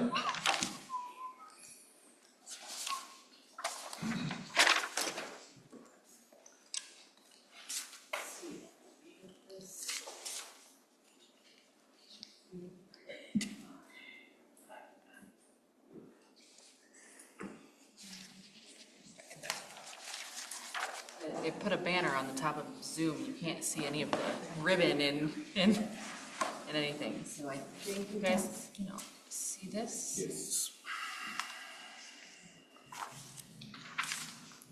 I'll be a lesson. Hi, Mayor Ripma and councilors. Thank you for having us tonight. I'm Marley Boxler. I'm the Economic Development Coordinator with the City of Troutdale. And I'm Erica Palmer again, Community Development Director. And we have a presentation for you tonight on the Downtown Troutdale Parking Management Plan that we did in our consultant was Kittleson and Associates, who was here. So a quick overview. This parking management plan gives Troutdale a clear roadmap to manage growth while preserving the downtown's small town character, which was brought up earlier tonight as well. By prioritizing the efficient use of our existing resources, we can, in better communication, those improved multimodal options, the city can meet our current and future parking needs without overbuilding parking. The plan shifts Troutdale from a reactive to a proactive parking management approach, all while balancing convenience, safety, sustainability, and economic vitality. And implementation will require collaboration across our various departments and our partners, such as Multnomah County. But the outcome is a more accessible, vibrant, and welcoming Troutdale for residents, businesses, and visitors. The project team who's been working on this, we've got Erica and myself, and then our consultants. We have a couple of consultants that are listed under our names, as well as a technical advisory committee that provided a lot of meaningful feedback throughout the entire process. This process has been going on. We started this in 2024, which is not last year, as Erica cleared up earlier. And so it's been going on for a long time, but as you can see, we've had a number of various other public agencies. We've had different city divisions, we've had business owners, we've had all sorts of different people, residents as well. So everyone really helped us pull this off, and it's been, it's taken a long time, but there were a lot of different very technical documents to get us to this point. In your packet, you will have received the final plan. Additionally, there are a number of technical memos that went into the creation of the final plan. So if we had detailed the final plan with every single ounce of that, it would have been hundreds of pages long. But you can find all of those documents on the website as well. They're up there for the public to view too. So our plan's purpose is to identify parking policies and strategies that can improve the visitor experience and livability in our downtown, as well as at Glen Otto Community Park. This is in close proximity to our downtown, and so while not directly, incorporated in our idea of the town center, we all know parking at Glen Otto is challenging, and that's something that we needed to study simultaneously and make sure that our strategies are aligned. It provides an assessment of our parking facilities within the downtown area and examines the current usage patterns, recurring issues faced by residents and visitors, and opportunities for improvement. And it outlines practical solutions and phased implementation strategies to enhance that experience and livability. This is the map of our study area. So you can see Glen Otto Park there off to the side as number 8, but then within the town center, we have a number of on-street parking facilities and off-street parking facilities.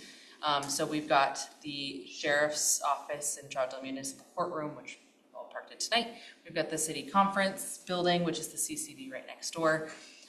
We have the north downtown parking lot, which is what we're referring to as the parking behind the downtown businesses.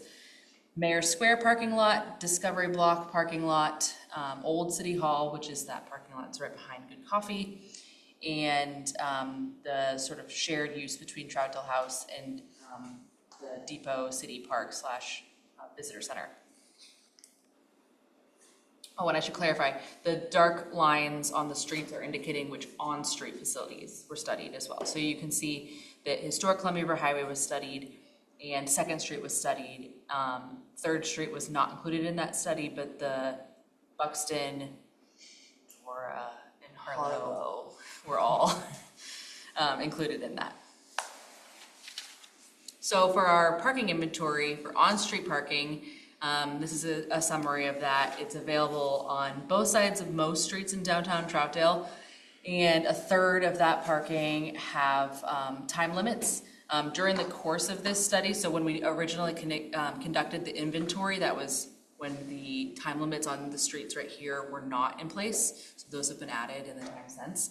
And some of those stalls are 4 hours while others are 2 hours. And approximately 2/3 of all the on-street parking have no time limits or restrictions.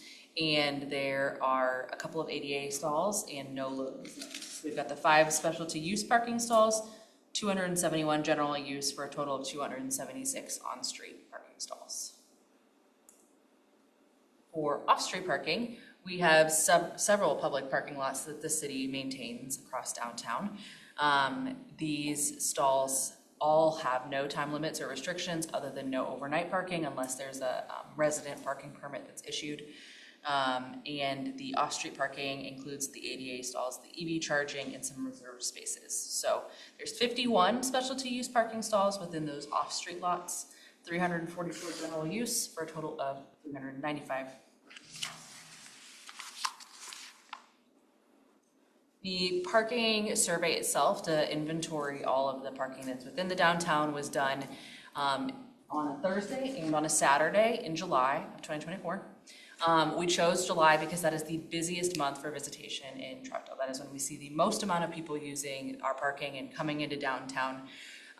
It's usually the nicest weather and when everyone's out of school and everyone's coming down. So that was the reason for choosing the peak of usage and visitation rather than a date on a different month that could maybe reflect the average, maybe not, but this is supposed to really give you the peak usage.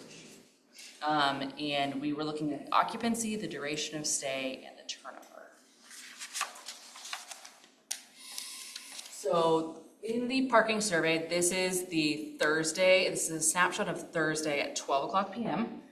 And you can see in the different color variations the occupancy, so the percentage of occupancy. Something is considered at capacity if it's 85% or more occupied. So you can see those really dark colored lots are at Glen Otto Park, they're at the north parking lot, and they're at Mayor Square parking lot. We're not seeing as much occupancy in the Old City Hall parking lot, in the Depot Park parking lot, in the Sheriff's Office or CCB, and in that Discovery Block lot. And then you can also see the on-street coloring there as well. It's a little hard to see on this screen with some of those light colors, but you can see that the occupancy is strongest on the historic Columbia River Highway, and as you get further up the hill, there's less occupancy on those streets, so less people parking on those streets. This is another snapshot. It's just of this Saturday at 1 p.m. And it's really interesting to look at these two things simultaneously because you can make a couple of assumptions about who's using downtown and the different various service-based businesses that we have in particular. So you can see that that north parking lot is not as full as it is on a weekday. We have a number of service-based businesses that are open Monday to Friday, and so employees for those businesses aren't in downtown. That's predominantly an employee-used parking spaces. Rather than visitor parking spaces. And so we're seeing that those spaces are opening up on the weekend and not necessarily being completely filled by visitors who might not be aware that that parking is down there. Mayor Square, which is a lot more visibility, is remaining full on those days. I think it's really easy for visitors to find that parking lot, whereas they don't always know. I actually met someone at a First Friday who was like, I've lived here for 30 years and I never knew there was parking down there. So, you know, it seems really obvious to all of us. It's really obvious if we don't have good wayfinding signage for that. So you can sort of see the differences on parking and on the weekday versus the weekend. Glen Auto is still full, so.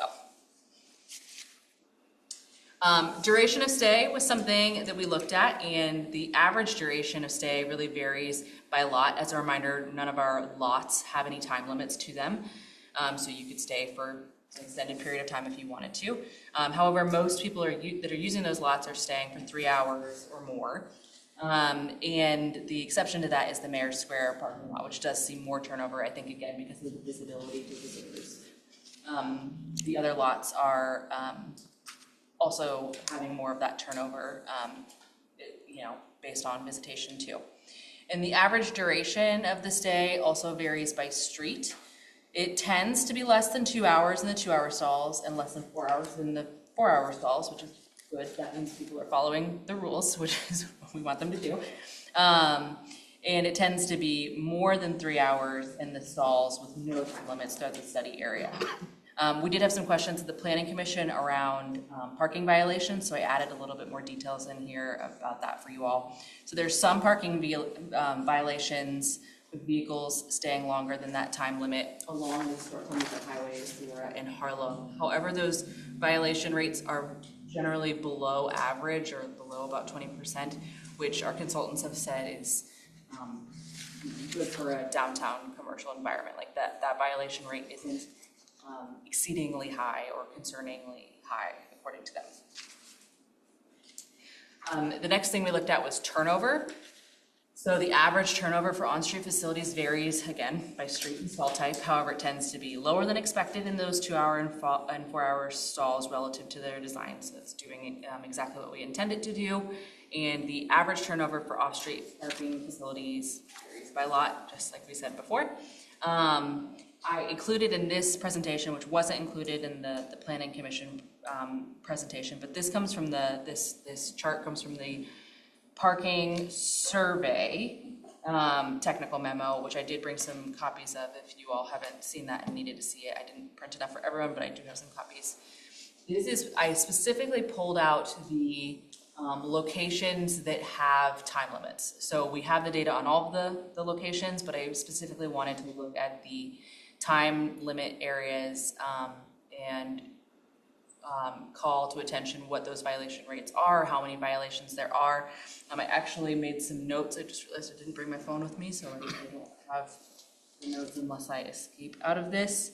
But one of the planning commissioners had asked about, you know, how much is the city potentially not capturing in their fines by not enforcing the parking standards. And so the city's violation fine for overstaying the time limits is $44.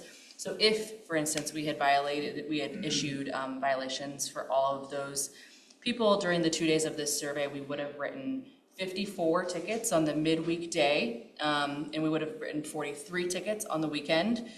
And that amounted to $4,268 total. 97 of those violations, of the 97 violations, 32 were for stays of 5 hours or more, which is just under half of those occurring on historic Columbia River Highway alone. So over half of the 5-hour violations are on the historic Columbia River Highway, which is the smallest time allowance spot, but also the most prime real estate. Everyone wants those parking spaces. So we're seeing the most violations on that street. And what we can sort of deduce from that information is that the people who are violating these time limits likely do so regularly, because it is not enforced sporadically. If we did do a couple of days of enforcement, you might see that behavior change, or if it was unpredictable when it could occur, you'd probably see behavior changes in people starting to follow the time limit rules more closely.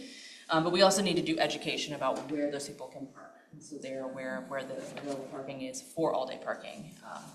So we have some recommendations for that in the plan. But I wanted to share that with you because that was a planning commissioner had brought that concern up, and I thought that was valid to highlight. I'm gonna make my thing go away so I can do it.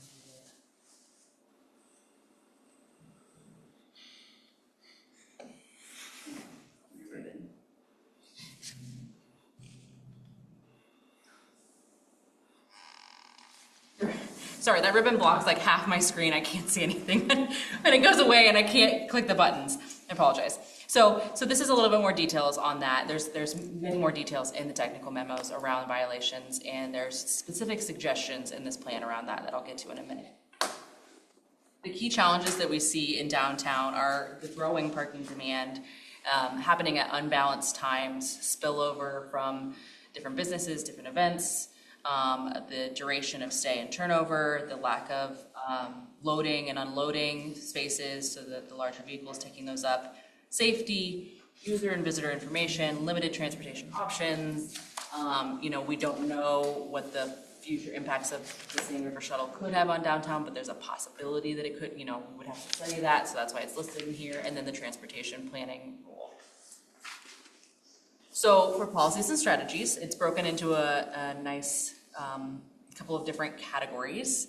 And the first one is administration, which ensures that proper implementation and management and monitoring of the city's parking program for the day-to-day operations. It also has a framework for community and stakeholder engagement in alignment with our broader economic development and mobility goals. So we've got these 4 items. They have their different near-term, midterm, and long-term phasing, but we've got the parking manager, we've got parking regulation advisory committee, which is just in the near term recommended to be TCAB, and not a whole new committee. We've got the parking management district, which could essentially just be the town center, and then we've got an outreach communications plan. The next one is on user and visitor information. So this improves how our residents and our visitors are receiving that information about where they can park, how they can park, having the clear signage, maps, and communication tools. This really enhances the overall visitor experience. I know, again, at different events or various times in the visitor center, I've heard people come into the visitor center and say, well, I don't know where to park for that event. And we say the name of a parking lot, but none of our parking lots have names on them. So they don't actually know what that means. And then we're left trying to explain that to them because we know it as one thing, but they might not know it that way. And so we always have to approach this with putting ourselves in the shoes of someone who's never been to Troutdale before. Would they be able to find these parking spaces? So we've got the signage plan, signing and pavement markers, the wayfinding, which is super important, the parking maps, how to park resources, and parking ambassador. The next one is transportation demand management. So this is encouraging the active and shared modes of travel to reduce parking demand. It supports employees and residents in choosing some of those alternatives to driving alone. And it integrates the bike, ped, and transit improvements while supporting sustainability and health and mobility goals. So we've got strategies in here around improving the bike and ped facilities, improving transit facilities and services, maybe looking at some micro mobility, so bike rental programs. Could someone rent a bike at Edgefield and then be able to ride into downtown Troutdale? We've got the Sandy River shuttle service, which we have the pilot for this summer, and then flexible commute benefits. And the strategies in here around improving these facilities align with the transportation system plan, so they don't differ from any already established plans that the city has. Then we've got the parking management strategy, which is focusing on making our existing parking supply work more efficiently before building more of it. And it applies tools such as time limits and permits, shared parking, potentially pay to park, loading and unloading, all those sorts of items, and helps balance supply and demand, reduce congestion and accessibility while adapting to those changing use patterns as the downtown grows. So again, we've got these categorized by near term, midterm, long term, and a lot of these suggestions are staying sort of the same in the near term, but then moving into more evaluation in the long term. So we've got increasing the time limit restrictions while still maintaining various different levels and not converting everything into one singular time limit.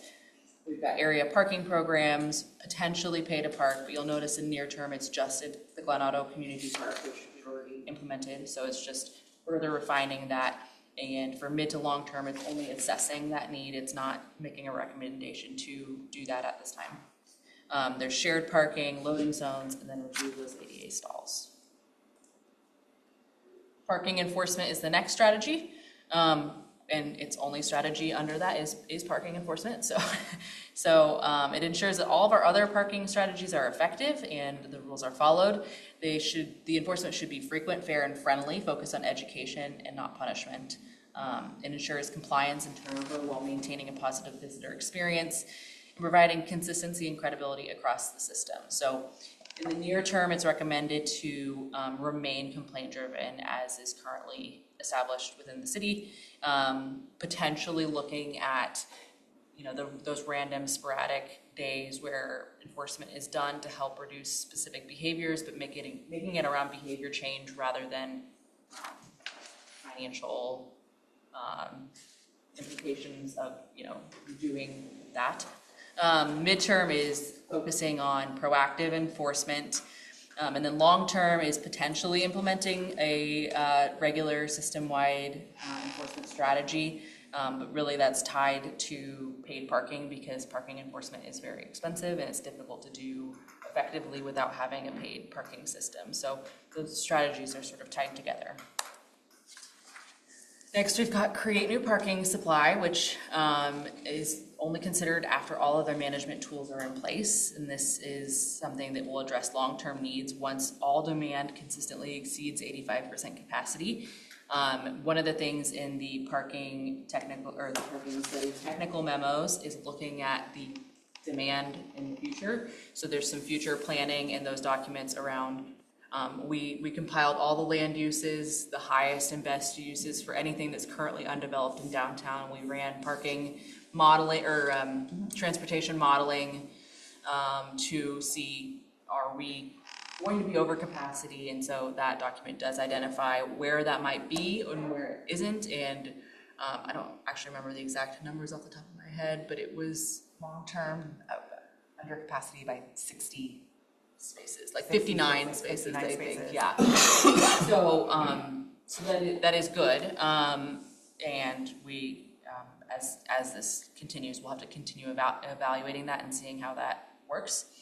Because this is all modeling, so the success of Sugar Pine is a perfect example of sometimes a model doesn't look exactly like what you would expect it to. They've been widely successful, and so we have to keep evaluating that as we go along. So this adding new parking strategies include remote parking, electrical vehicle stations at Glen Auto, reconfiguring existing off-street parking lots, and potentially constructing new parking facilities and on-street parking facilities, and then we've got the motorcycle and compact vehicle parking spaces, especially where you can't get a full space, like how to maximize those underutilized little corners of town.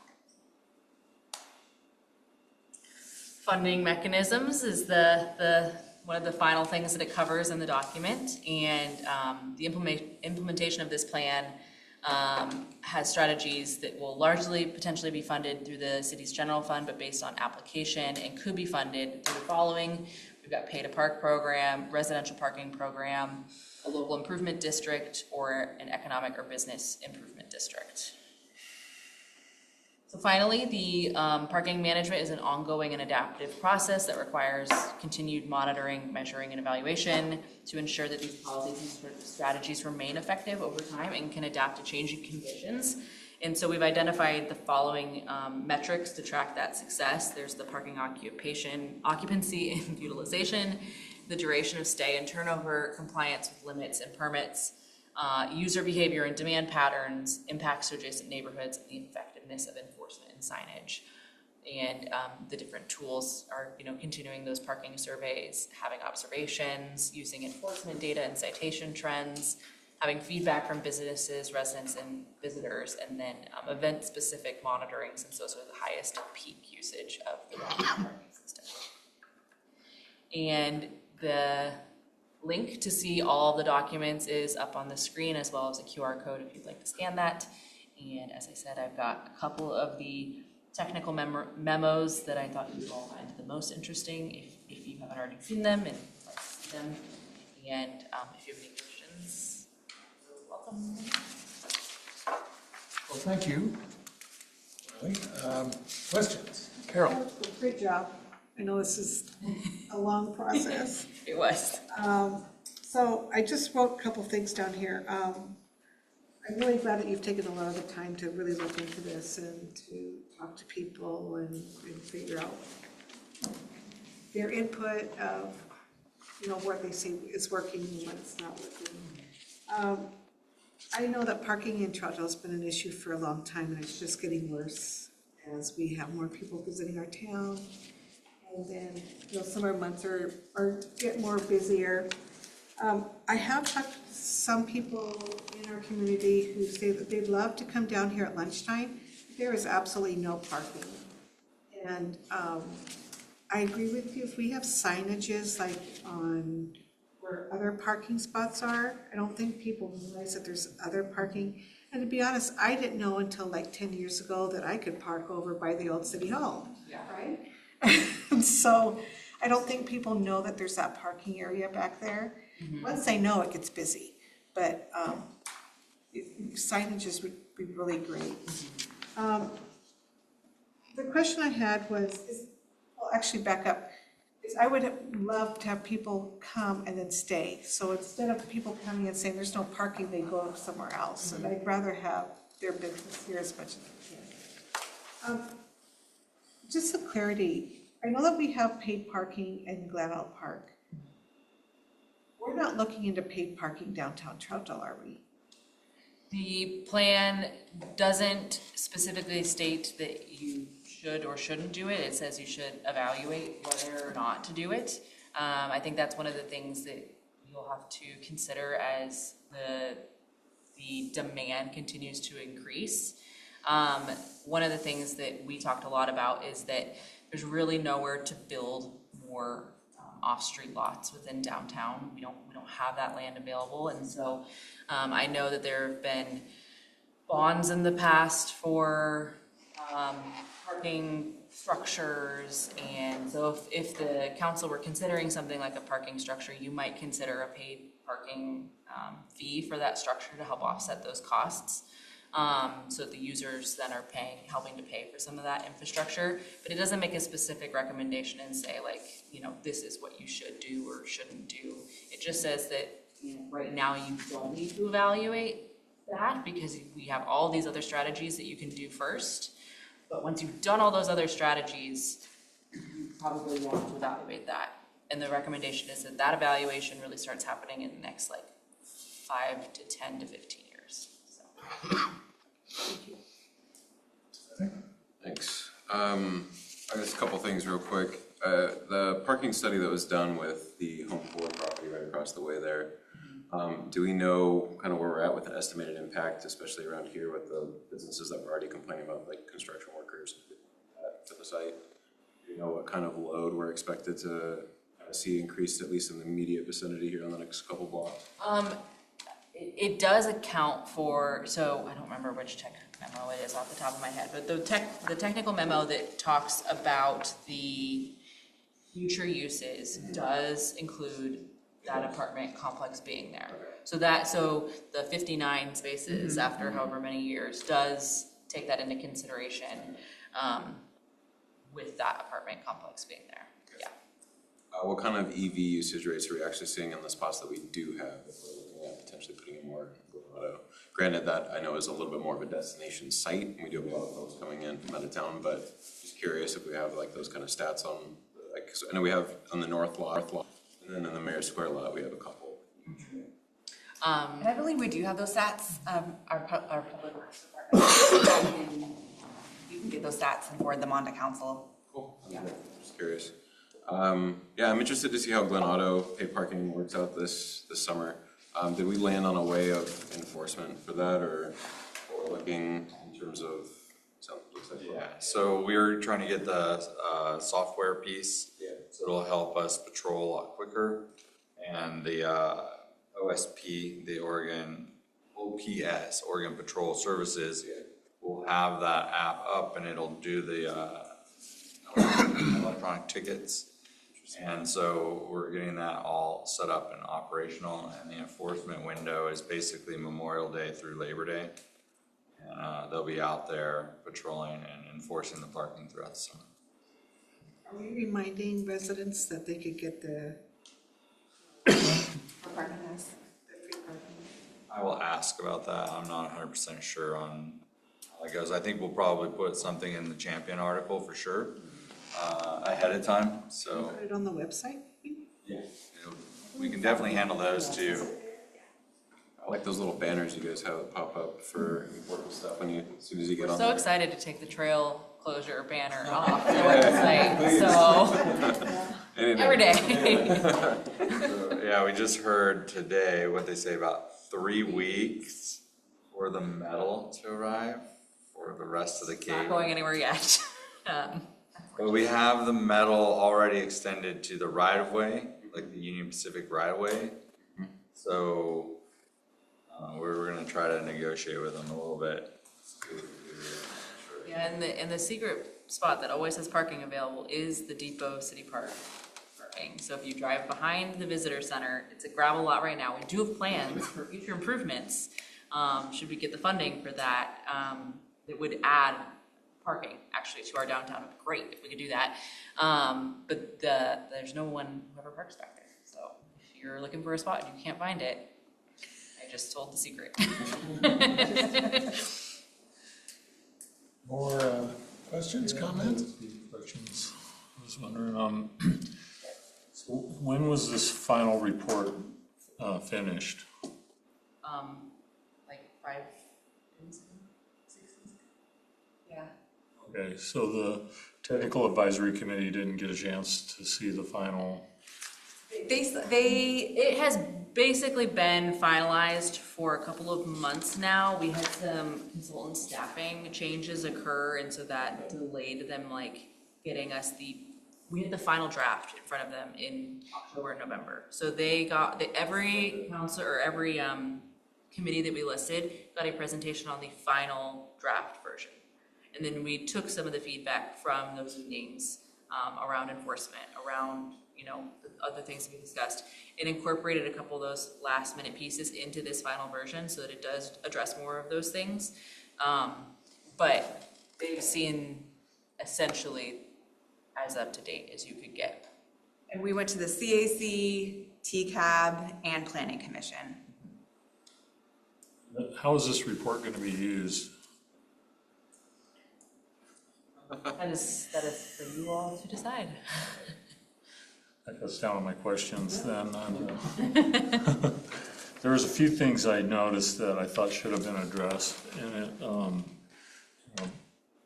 Two of them have to do with an auto park. Because in the summertime, when Sugar Pine's up and rolling, when you pull into the park, you're basically in the drive-through lane. There is no other lane, so you're trapped in it, basically. And I think it's very dangerous, because if someone was having an emergency, they can't get out of a parking stall. Even if someone lets them out of their stall, their only way out is to wait in that line. So Yeah. that would be. I'm actually very glad you brought that up, because it might not be in this plan, but we are working very closely on that. We actually contracted with the consultants to do some parking lot reconfiguration sketches of how we could improve it. And that takes into account trying to maintain all the parking spaces, if not add any if we could. Looking at the driveways and whether those are the most safe solutions for users of the park in Sugar Pine and the roads and everything. It also takes a look at, since the bus does not go there anymore, do we need the entire bus lane to continue to be dedicated? Can we restripe that? Can we re-sign that? Could it potentially serve the Sugar Pine drive-through so that they're not in the drive aisles? So we're looking at all sorts of different things. We actually, in our inbox, got 3 different versions like earlier today. Right, and so we're gonna be reviewing those 3 different versions, and when we have some final drafts, we'll bring them back to council to have some conversations with you all to talk about, what do we want the park, how do we want to envision the future of that parking lot at Glenado? Yeah, and it's also something that we are keeping in mind for grant applications too. So when we hear of different grant opportunities, it's one of our projects that we have lined up to potentially pursue some of those improvements as well, so that we can hopefully find additional funding for those things. And I assume you're probably my next question is probably gonna be the same answer, but when somebody rents the Sam Cox building, they used to have reserved parking, and now that is no longer happening. Is that right? I would have to look back at the details of it specifically. The reservation or the paid parking is Friday through Sunday, and the majority of the weekly reservations that I know were cause for concern for council were occurring on the weekdays. But I believe that you are correct. There's only 3 or 4 spaces that are reserved for those reservations on the weekends. Because I think that's a serious problem that needs to be figured out, because, if you're planning a 50th anniversary party, you're gonna have guests, and there's 3 parking spaces for that entire room. And I've had brides knocking on my door crying, and of course I didn't turn them away, but it's there's gotta be something fixed before this summer. Yeah, the law is, when Public Works had it set up, it's divided into 2 separate areas. So for the coding sides of things and how they can turn things on and off for enforcement. So everything on one side of the bus aisle is one part of the lot, and then the other side. So those spaces closer to the Sam Cox building are another code, essentially, another lot. There needs to be a way to reserve them, though, I'm not talking about charging them for the parking space, but to have them available, and, because the park fills up, and then that's it. And, Karen, I think, goes out and blocks off a section of it. She don't That anymore. occurred previously. Oh, okay, so she. But I don't believe that is. Well, the big problem was that when she used to block off those spaces, maybe the event wasn't until 3 in the afternoon. So it cut down all those people being able to use those spaces. So it's a tricky problem. I don't know how you're gonna figure it out. Yeah, it is a very tricky problem, especially since Sugar Pine's hours are until 5 p.m. And taken care of before summer, so I'll let you guys work on that. And then I noticed the new parking lot at York Terrace, right over there. Now, we were supposed to have signage on the portion we paid for that was gonna say no overnight parking, I believe. So that way, it becomes public parking. Right. Yeah, I think it was gonna say public parking. I don't know if it was gonna say no overnight parking, but when we did the walkthrough, we did have a conversation with them about that signage and asking them to place signage out there, so we can continue to follow. And what would that signage say? I haven't thought about it really. Definitely say public parking. It's definitely gonna say no public overnight parking. Yeah. I think it Probably has the to. same as our other city down, I mean, you want your city signage to be consistent and not varying from like one lot to another so that it feels legitimate and it feels like we actually put it up, because one of the things that the plan identifies is there's a lot of signs that the city didn't put up that are just in front of people's driveways and mailboxes that they put up, but they're not enforceable signs, you know, whatnot. So I think that we would probably look at what our other signage says and make sure it aligns with that same messaging. We have the municipal code standard actually listed on a number of our parking signs that say no overnight parking per TMC, whatever it is.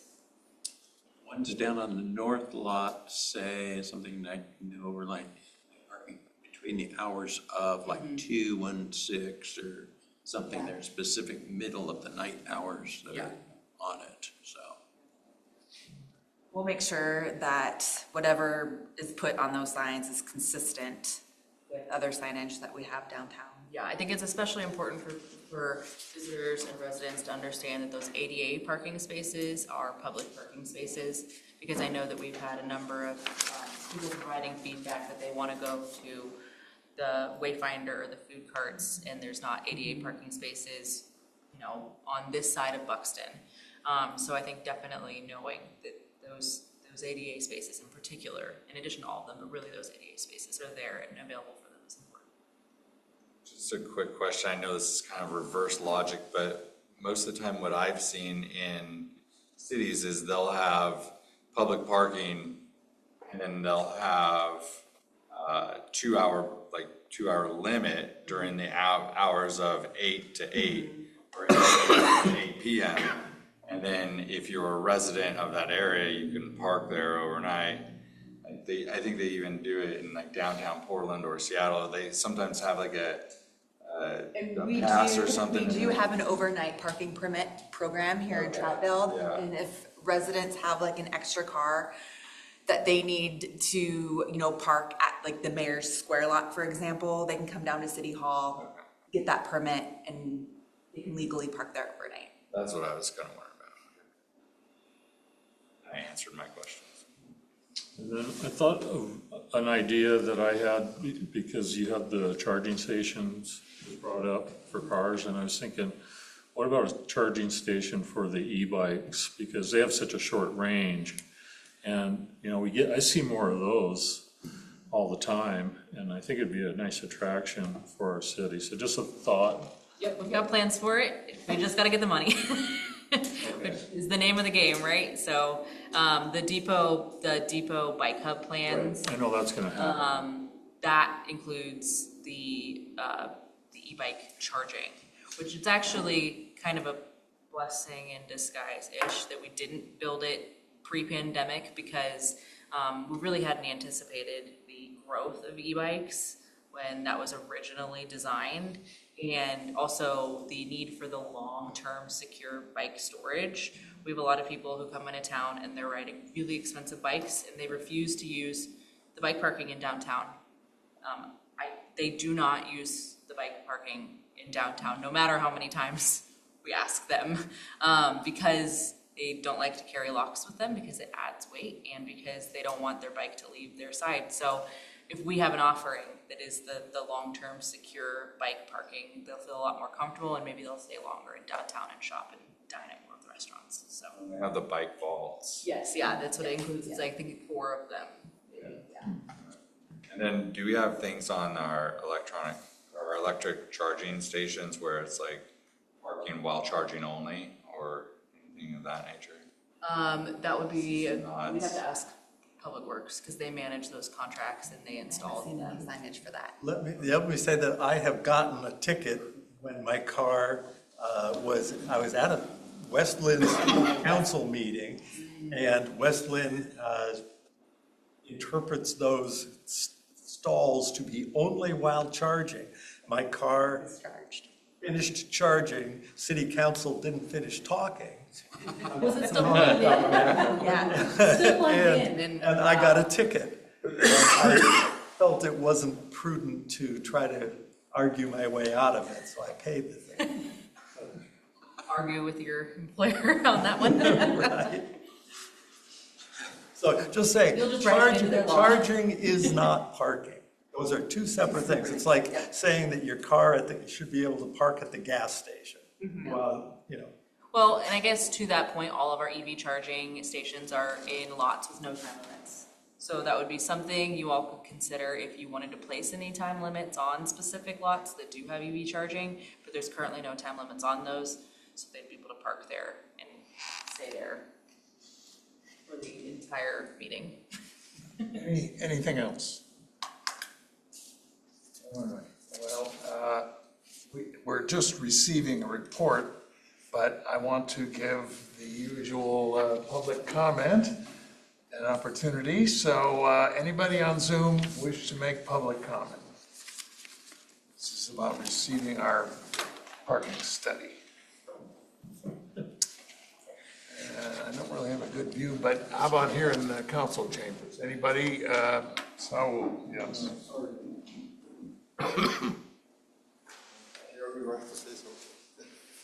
Popular tonight. Hello, my name is Saul Pompeyo. Parking is one of the issues for many years. I have some ideas. You know, in Buxton and historic Troutdale, one of the sides, the crosswalk is already blocked. You cannot use it because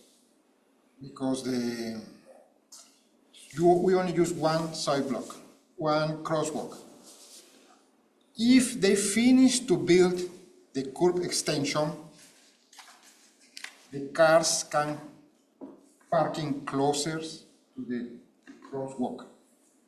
When it's a crosswalk and don't have curb extension, they need to have 5 foot to the crosswalk. But if they have a curb extension, you can park right away to the curb extension. That means if you finish the crosswalk in the north side of Buxton, we can parking closer to the crosswalk and we can win one spot. And another, if you already block one crosswalk in Buxton, why don't do the same in Dora? Take one crosswalk and you have 2 more parking spots. And it's completely legal because in the T intersections, by the code, you only need 1 crosswalk. And that means in the 3 intersections we have in downtown Troutdale, you only need, by the code, 1 crosswalk. If you take one of the crosswalk in each side, you can walk around 5 more parking spots. Another idea, you know, in the back of the buildings is the parking, but it's not really parking. The legal is historic Columbia River Highway North. Why don't take out the bicycles? The line of the bicycle go down over there and put angles cars on the whole thing of the historic Columbia River Highway, and you go to increase more parking because you have angles. And you say, hey, the bicycle can go down because it's the same name of the street. Only have this go down. So another idea you can increase. You know, the covered bicycle parking, in 6 or 7 years, nobody uses it. The only use it is for restroom for the homeless. Is there any way we can increase over there the parking? No bicycle parking, covered bicycle parking. Nobody uses it in 6 years. I never saw. Over there in the front. I don't think so nobody can park their bicycle and walk down. Can we use that space? You know, and I got to talk about loading, and it's no good idea. Because they go to block one space all day, or nobody can use it, because it's only for load and unload. when the deliveries people comes to the business, they can park in the back. My deliveries, I always say, no, I don't take in the front, go to the back. Some of the drivers, they don't know, they can tour around. That's why they don't parking in the back. If the business owners tell their drivers, parking in the back, you can load and unloading, they cannot park in the front. If you can have a couple ideas, you can increase a little bit the parking. That is my idea. Thank you. All right, lots of good ideas. Anyone else? Public comment. All right. Well, thank you for the final report. Sounds like you're still working on it, so anyway. There's one more item, and that's to return to 3.3. Look, I'm the one that pulled this off. It can be very short, I promise. This is the Stark Street Bridge. If you looked at 3.3 in the packet, all it was a draft of a letter with X's on who was going to, I guess maybe it was going to the Secretary of Transportation, but asking the federal government to fund a new Stark Street Bridge. How much chance that has, I don't know, but I am interested to know why we need to rebuild the Stark Street Bridge. It's a historic bridge. It was built 100 years ago, 1915, I think. There's not any evidence that I ever heard that it was defective or it couldn't support the traffic. Yes, a semi-truck turned onto it and damaged the wall before you get to the bridge. But anyway, my request for this agenda item was that we defer it and request that, I believe it's the county that's asking for this letter of support, that they provide an informational package about why we need to replace the Stark Street Bridge. I open it for discussion if anyone wants. Otherwise, what I'm saying is we'll pull it off the consent agenda and just send it back to the county to come back with a regular packet of some kind explaining why we need a new Stark Street Bridge. I know that they've done a lot of studies on the structure and the impacts from all the truck slamming into that. And I think that there was something going on with the footing. The footing is like washing out. Yeah, they just replaced all that, Mike. They didn't replace it, they fixed it. Well, they fixed it. Whatever they did, they just had it. But when they did it, they did say this is a temporary fix. The bridge needs to be replaced. So not only is it too narrow, but it can't support, it's constantly damaged and constantly closed, and it can't support proper traffic for our area. And I think if you were read into it, now it doesn't allow anything over like a 19-ton truck. That's deferring those trucks into longer routes, into more complicated roads. So all of that to be said, I'll just disagree with your assessment that it does not need to be replaced. I think it absolutely needs to be replaced. And it is vital for not only myself getting around in this area, but also for the residents of Corbett getting into town. It is a vital roadway for them and the people that live out in that area to get into town. Whether you want to support it or not, I mean, that's fine. I don't think by us sending this letter, I totally agree with you. They're not going to pay one bit of attention to us, my personal opinion. But I do think it absolutely needs to be addressed and needs to be replaced. But that's just me. So. And my answer to that, I put on my hat as president of the Troutdale Historical Society, I guess. Anyway, it is a historic bridge.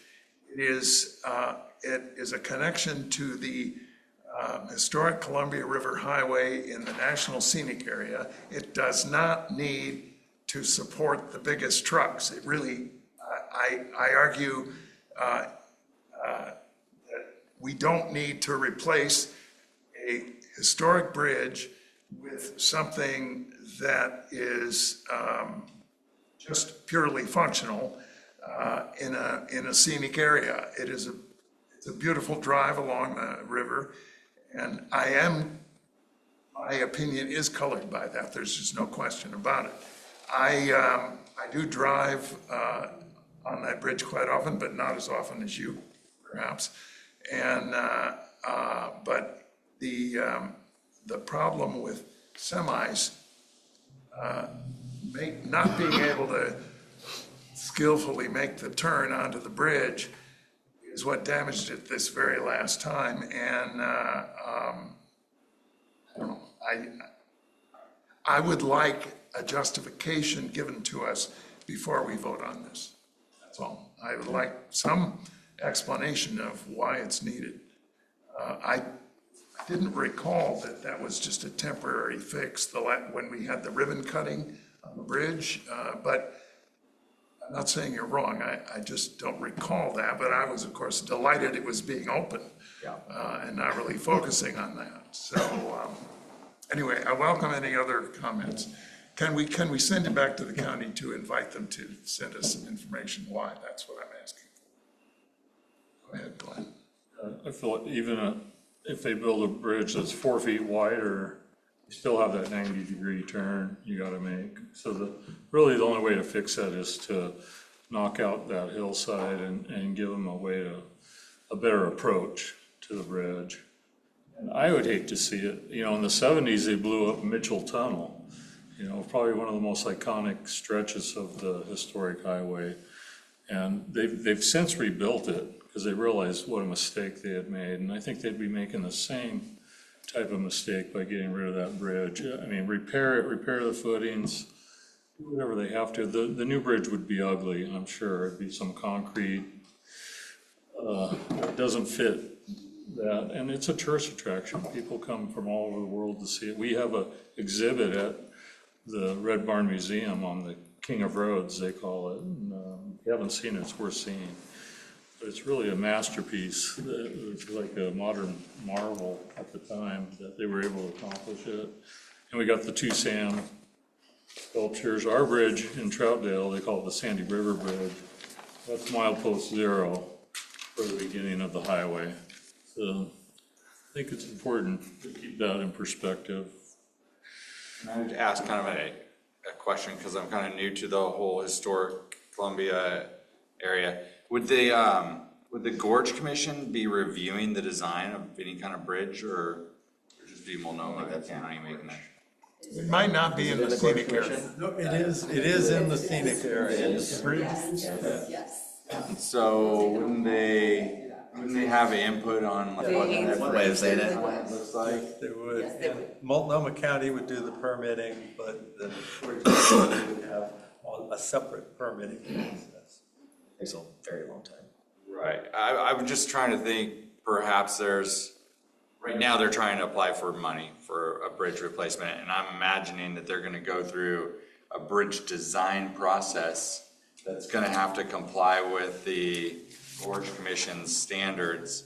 It might be a similar make and model style bridge that matches the historical look of the one that's there. At the end of the day, I'm just spitballing here, and I could be totally wrong, but it might be that there's a review time later on where they actually review the design of that bridge, the replacement bridge, if you will. But I do agree with your assessment, Councilor White, on that turn. It's far too tight for trying to get a truck in there, and that's why you see so many trucks hit.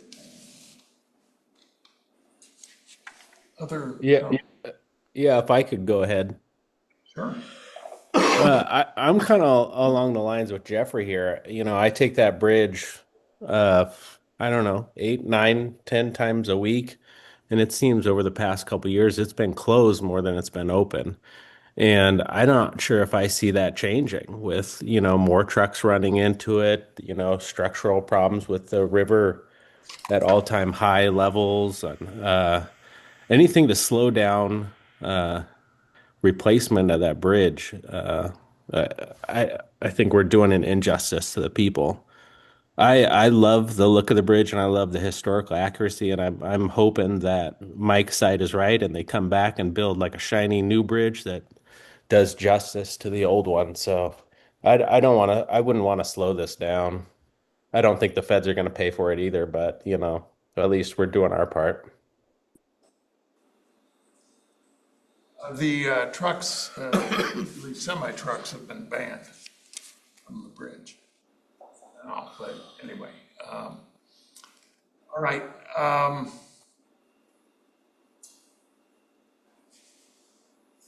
I am inviting a request to the county that they justify replacing the bridge before we sign on to it, but that's where I'm thinking we ought to go.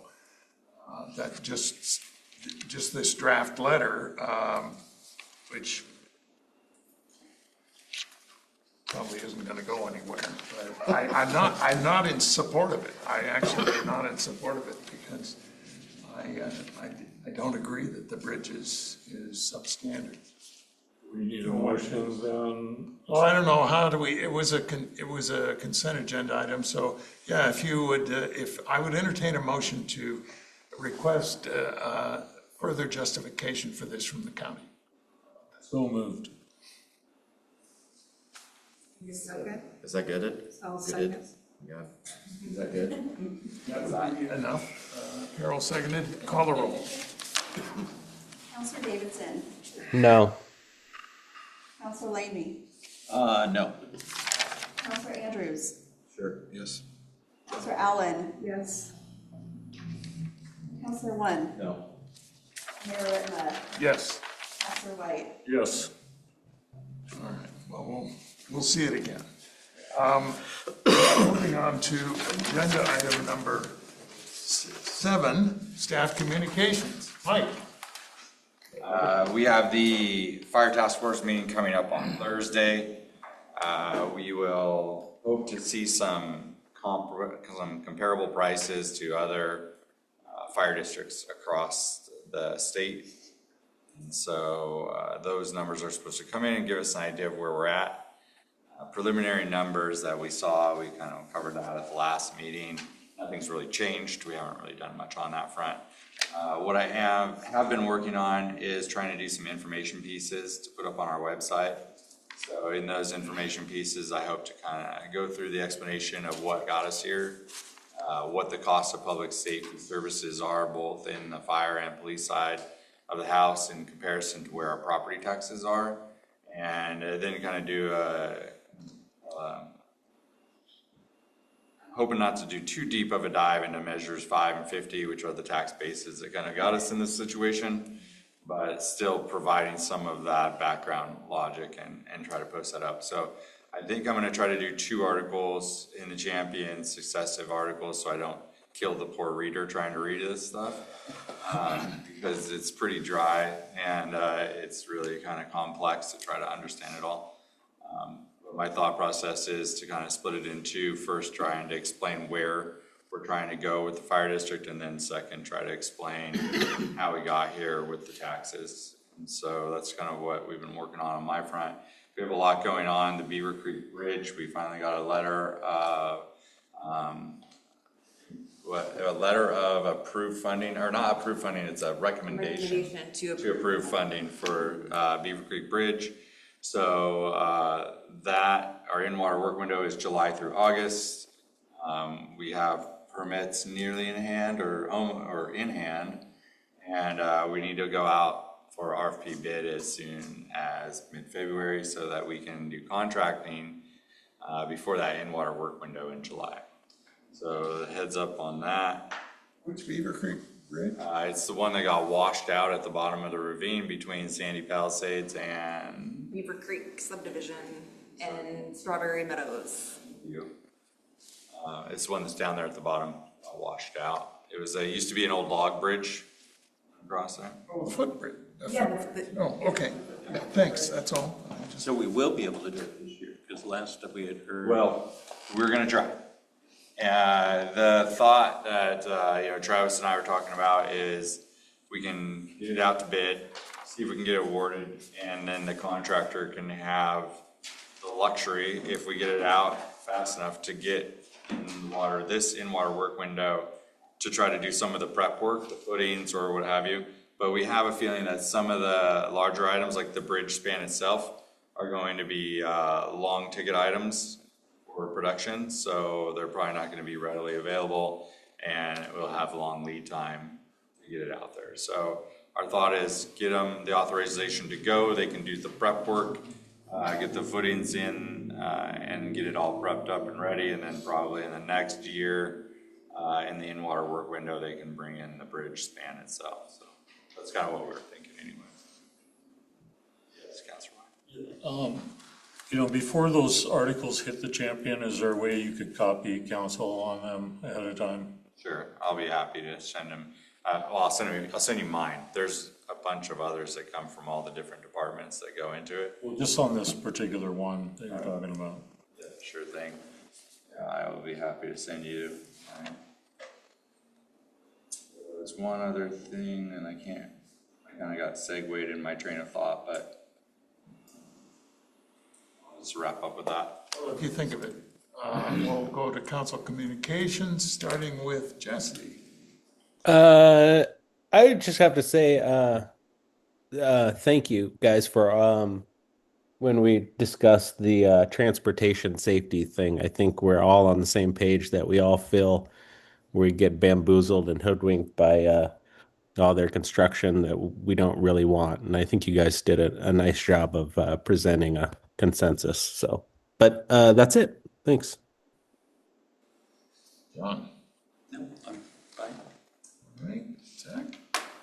Yeah, quick couple things. This morning, Councilor Leamy and I went out to the 257th ribbon cutting. It was nice to be out there with Commissioner Vince Dixon and Jones Dixon. Yep, that was great. And it was we had some students out from Reynolds there who were expressing their appreciation for a lot of the safety improvements going on. So that was a good time. The Arts Festival, I just wanted to comment real quick. I know I voted in the past, recommended that we lower our amounts financed for like the Jazz Festival, but I feel like this one being the biggest event, based right in the heart of Troutdale and everything, I think it's really important that we do support it with the allocated budget that we do have for things like that. I think that makes a big impact, which is why I went the way I did, even though I know we're looking at some budgetary constraints here this next year. I think it's still it has a large payoff, I guess, in a lot of immeasurable ways too. And then I just wanted to say real quick too, I did a tour this last week with Mike and Travis and Sean and Dave of Public Works. I would really highly recommend it if you haven't seen it before. I know a lot of you have. It was the first time I've been on it, but it's really impressive to see the staff just in the thick of it, doing what they do and managing our water and how much work goes into it and how much tech and machinery goes into it. And it's one of those things that we often take for granted, I think, is just having all the clean water and a lot of our resources like that just readily available, but there's a lot of back-end work that a lot of us don't see a lot of the time. So I just want to express my appreciation to the city. That was my other thing that I was forgetting, was the work that's begun on the wastewater. Yeah. So that was the other thing that I wanted to mention. Go for it. I forgot. That's all I had, so thank you. But yeah, Councilor Andrews and I, we did do a great tour. It was wonderful. And, our crew down at Sandy gave us a nice little tour of all the work that they're putting in and their expansion area. And it was really kind of fun going through the lab and then actually seeing the construction work. Those guys are doing a bang up job. They got in there, stripped it down to the studs, and have already started some of the construction already. It's pretty exciting to see. So if you do want to go take a look at those, just give me a heads up and I'll try to arrange it with Travis and Sean. We'll get it going for you. Carol? Two things. One, Erica and I went on the lovely tour of Amazon. And wow, that is definitely amazing. Although I'm not an AI person at all, it was very mind-blowing in how they put things together and keep it going. The other one is, I just had a question. Being on committees in the past, some committees will come to us and they'll say, well, here, this is what we're doing. And here's our goals, what we've done. My question is can we have the committees come and address us to know what they're doing? And kind of like build that bridge with the committees, because we don't have that. And that was the struggle when I was on committees, was not having that connection with city council and going, you know, we're on the committees, we have no direction from the city council. We're not sure if we're on the right track. It would just be a really good thing if we could do that. And so I just wanted to bring that to you. That's all. I wholeheartedly agree with that too. And actually, I think the committees should be working on council directives. So if the committee's not working on a council directive, the committee's not really working on anything that's city sponsored. So Yeah, you work blind. it's good to have the council give the direction so that the committee actually has something to work on. Good idea. Great idea. I'm sorry I went off on the transportation guy, but I mean, I'm seriously, we sat hours with them during the safety committee, TCAP, and it's just like they just don't listen. And I get so frustrated when we're trying to fight for our city and the community and what our goals are, and they just don't care. I just feel like, why meet with us? Because you're not listening. You're gonna do what you want anyway. I just get so frustrated. So sorry. I think I'll start. I voted no just because of the arts festival, because I feel like I just wanted a lower donated number. I support it. I think it's a great thing for the community. We have budgetary constraints, and they, in my mind, keep getting worse and worse as I just kind of try to forecast down the road. And so that was my only reason there, and not to be like super heavy on anything else. But I constantly battle with myself of what our place is on council sometimes. What can we do? What should we do? What's my role in bigger ticket items? And we live in a great city, and I feel like we live in a supportive city, and I feel like we have a supportive council, and I feel like we're all really good stewards of our community. And I think that is unique. I don't think leadership comes easy to people. And I feel like we do a good job of listening to each other, even though we disagree, and that's the main focus of us, is to each get our own voice out there and to hear different things. And there's a lot of stuff like going on in our bigger world around us, and I struggle with being in this role and where do we land. But and there's like 10 people listening to this, but I feel like it's really important for me to personally say that I support everybody in our community. I represent everybody in our community, whether you agree with me or not, and I think that's important for me to like say.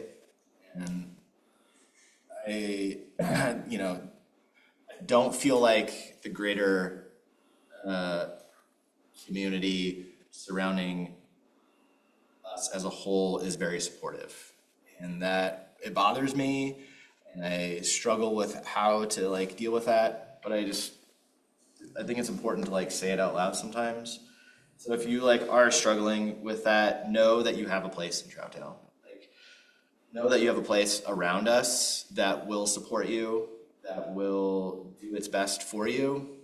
And I just want people to know that like we were saying that like we were pledging allegiance to the flag, and we say with liberty and justice for all. Like, and it really like struck a chord with me, and that's why I'm probably saying something right now, is that justice for all is not, I don't feel happening all the time right now.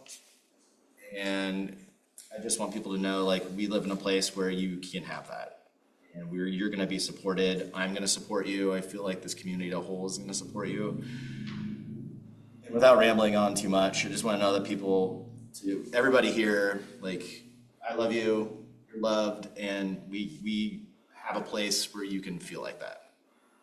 So that was a little bit heavy, but I just wanted to say it. Sure. Sure, well said. I always think of Troutdale as American democracy in action. It really is. It is. We're a great city and a great community.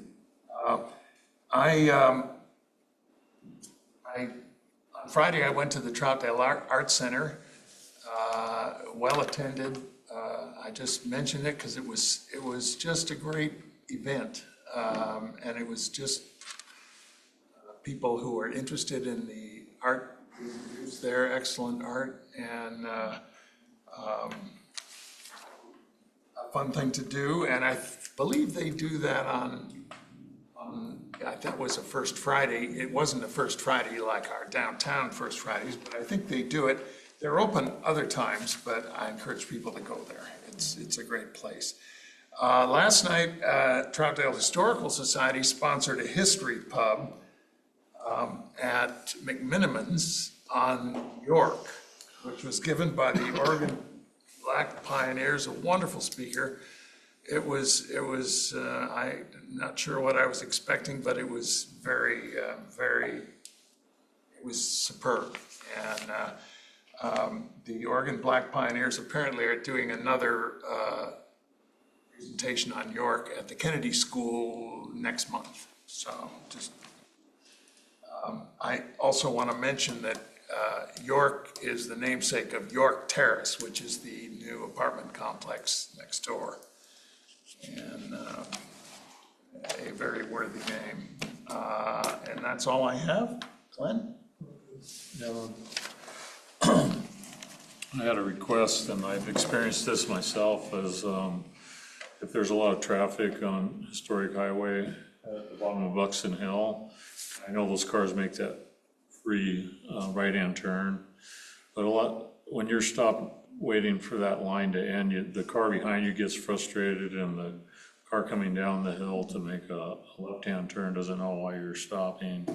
So what I normally do is I go up by Ye Olde Pub, and I go up to 2nd Street. But now because of Wayfinder facility, they're parking so close to that intersection that you can't see around the cars either direction, and there's a lot of pedestrian traffic there now. And I really think we need to, I hate to remove parking after what we just went through, but I think it's just too dangerous, and someone's gonna get hurt there. So, it's our property. It's the CCB building on one corner of it. I think it needs a fire lane or something painted in there so they don't park there. And that's all I have. I move we adjourn. Second. All in favor, say aye. Aye. Any opposed? We are adjourned.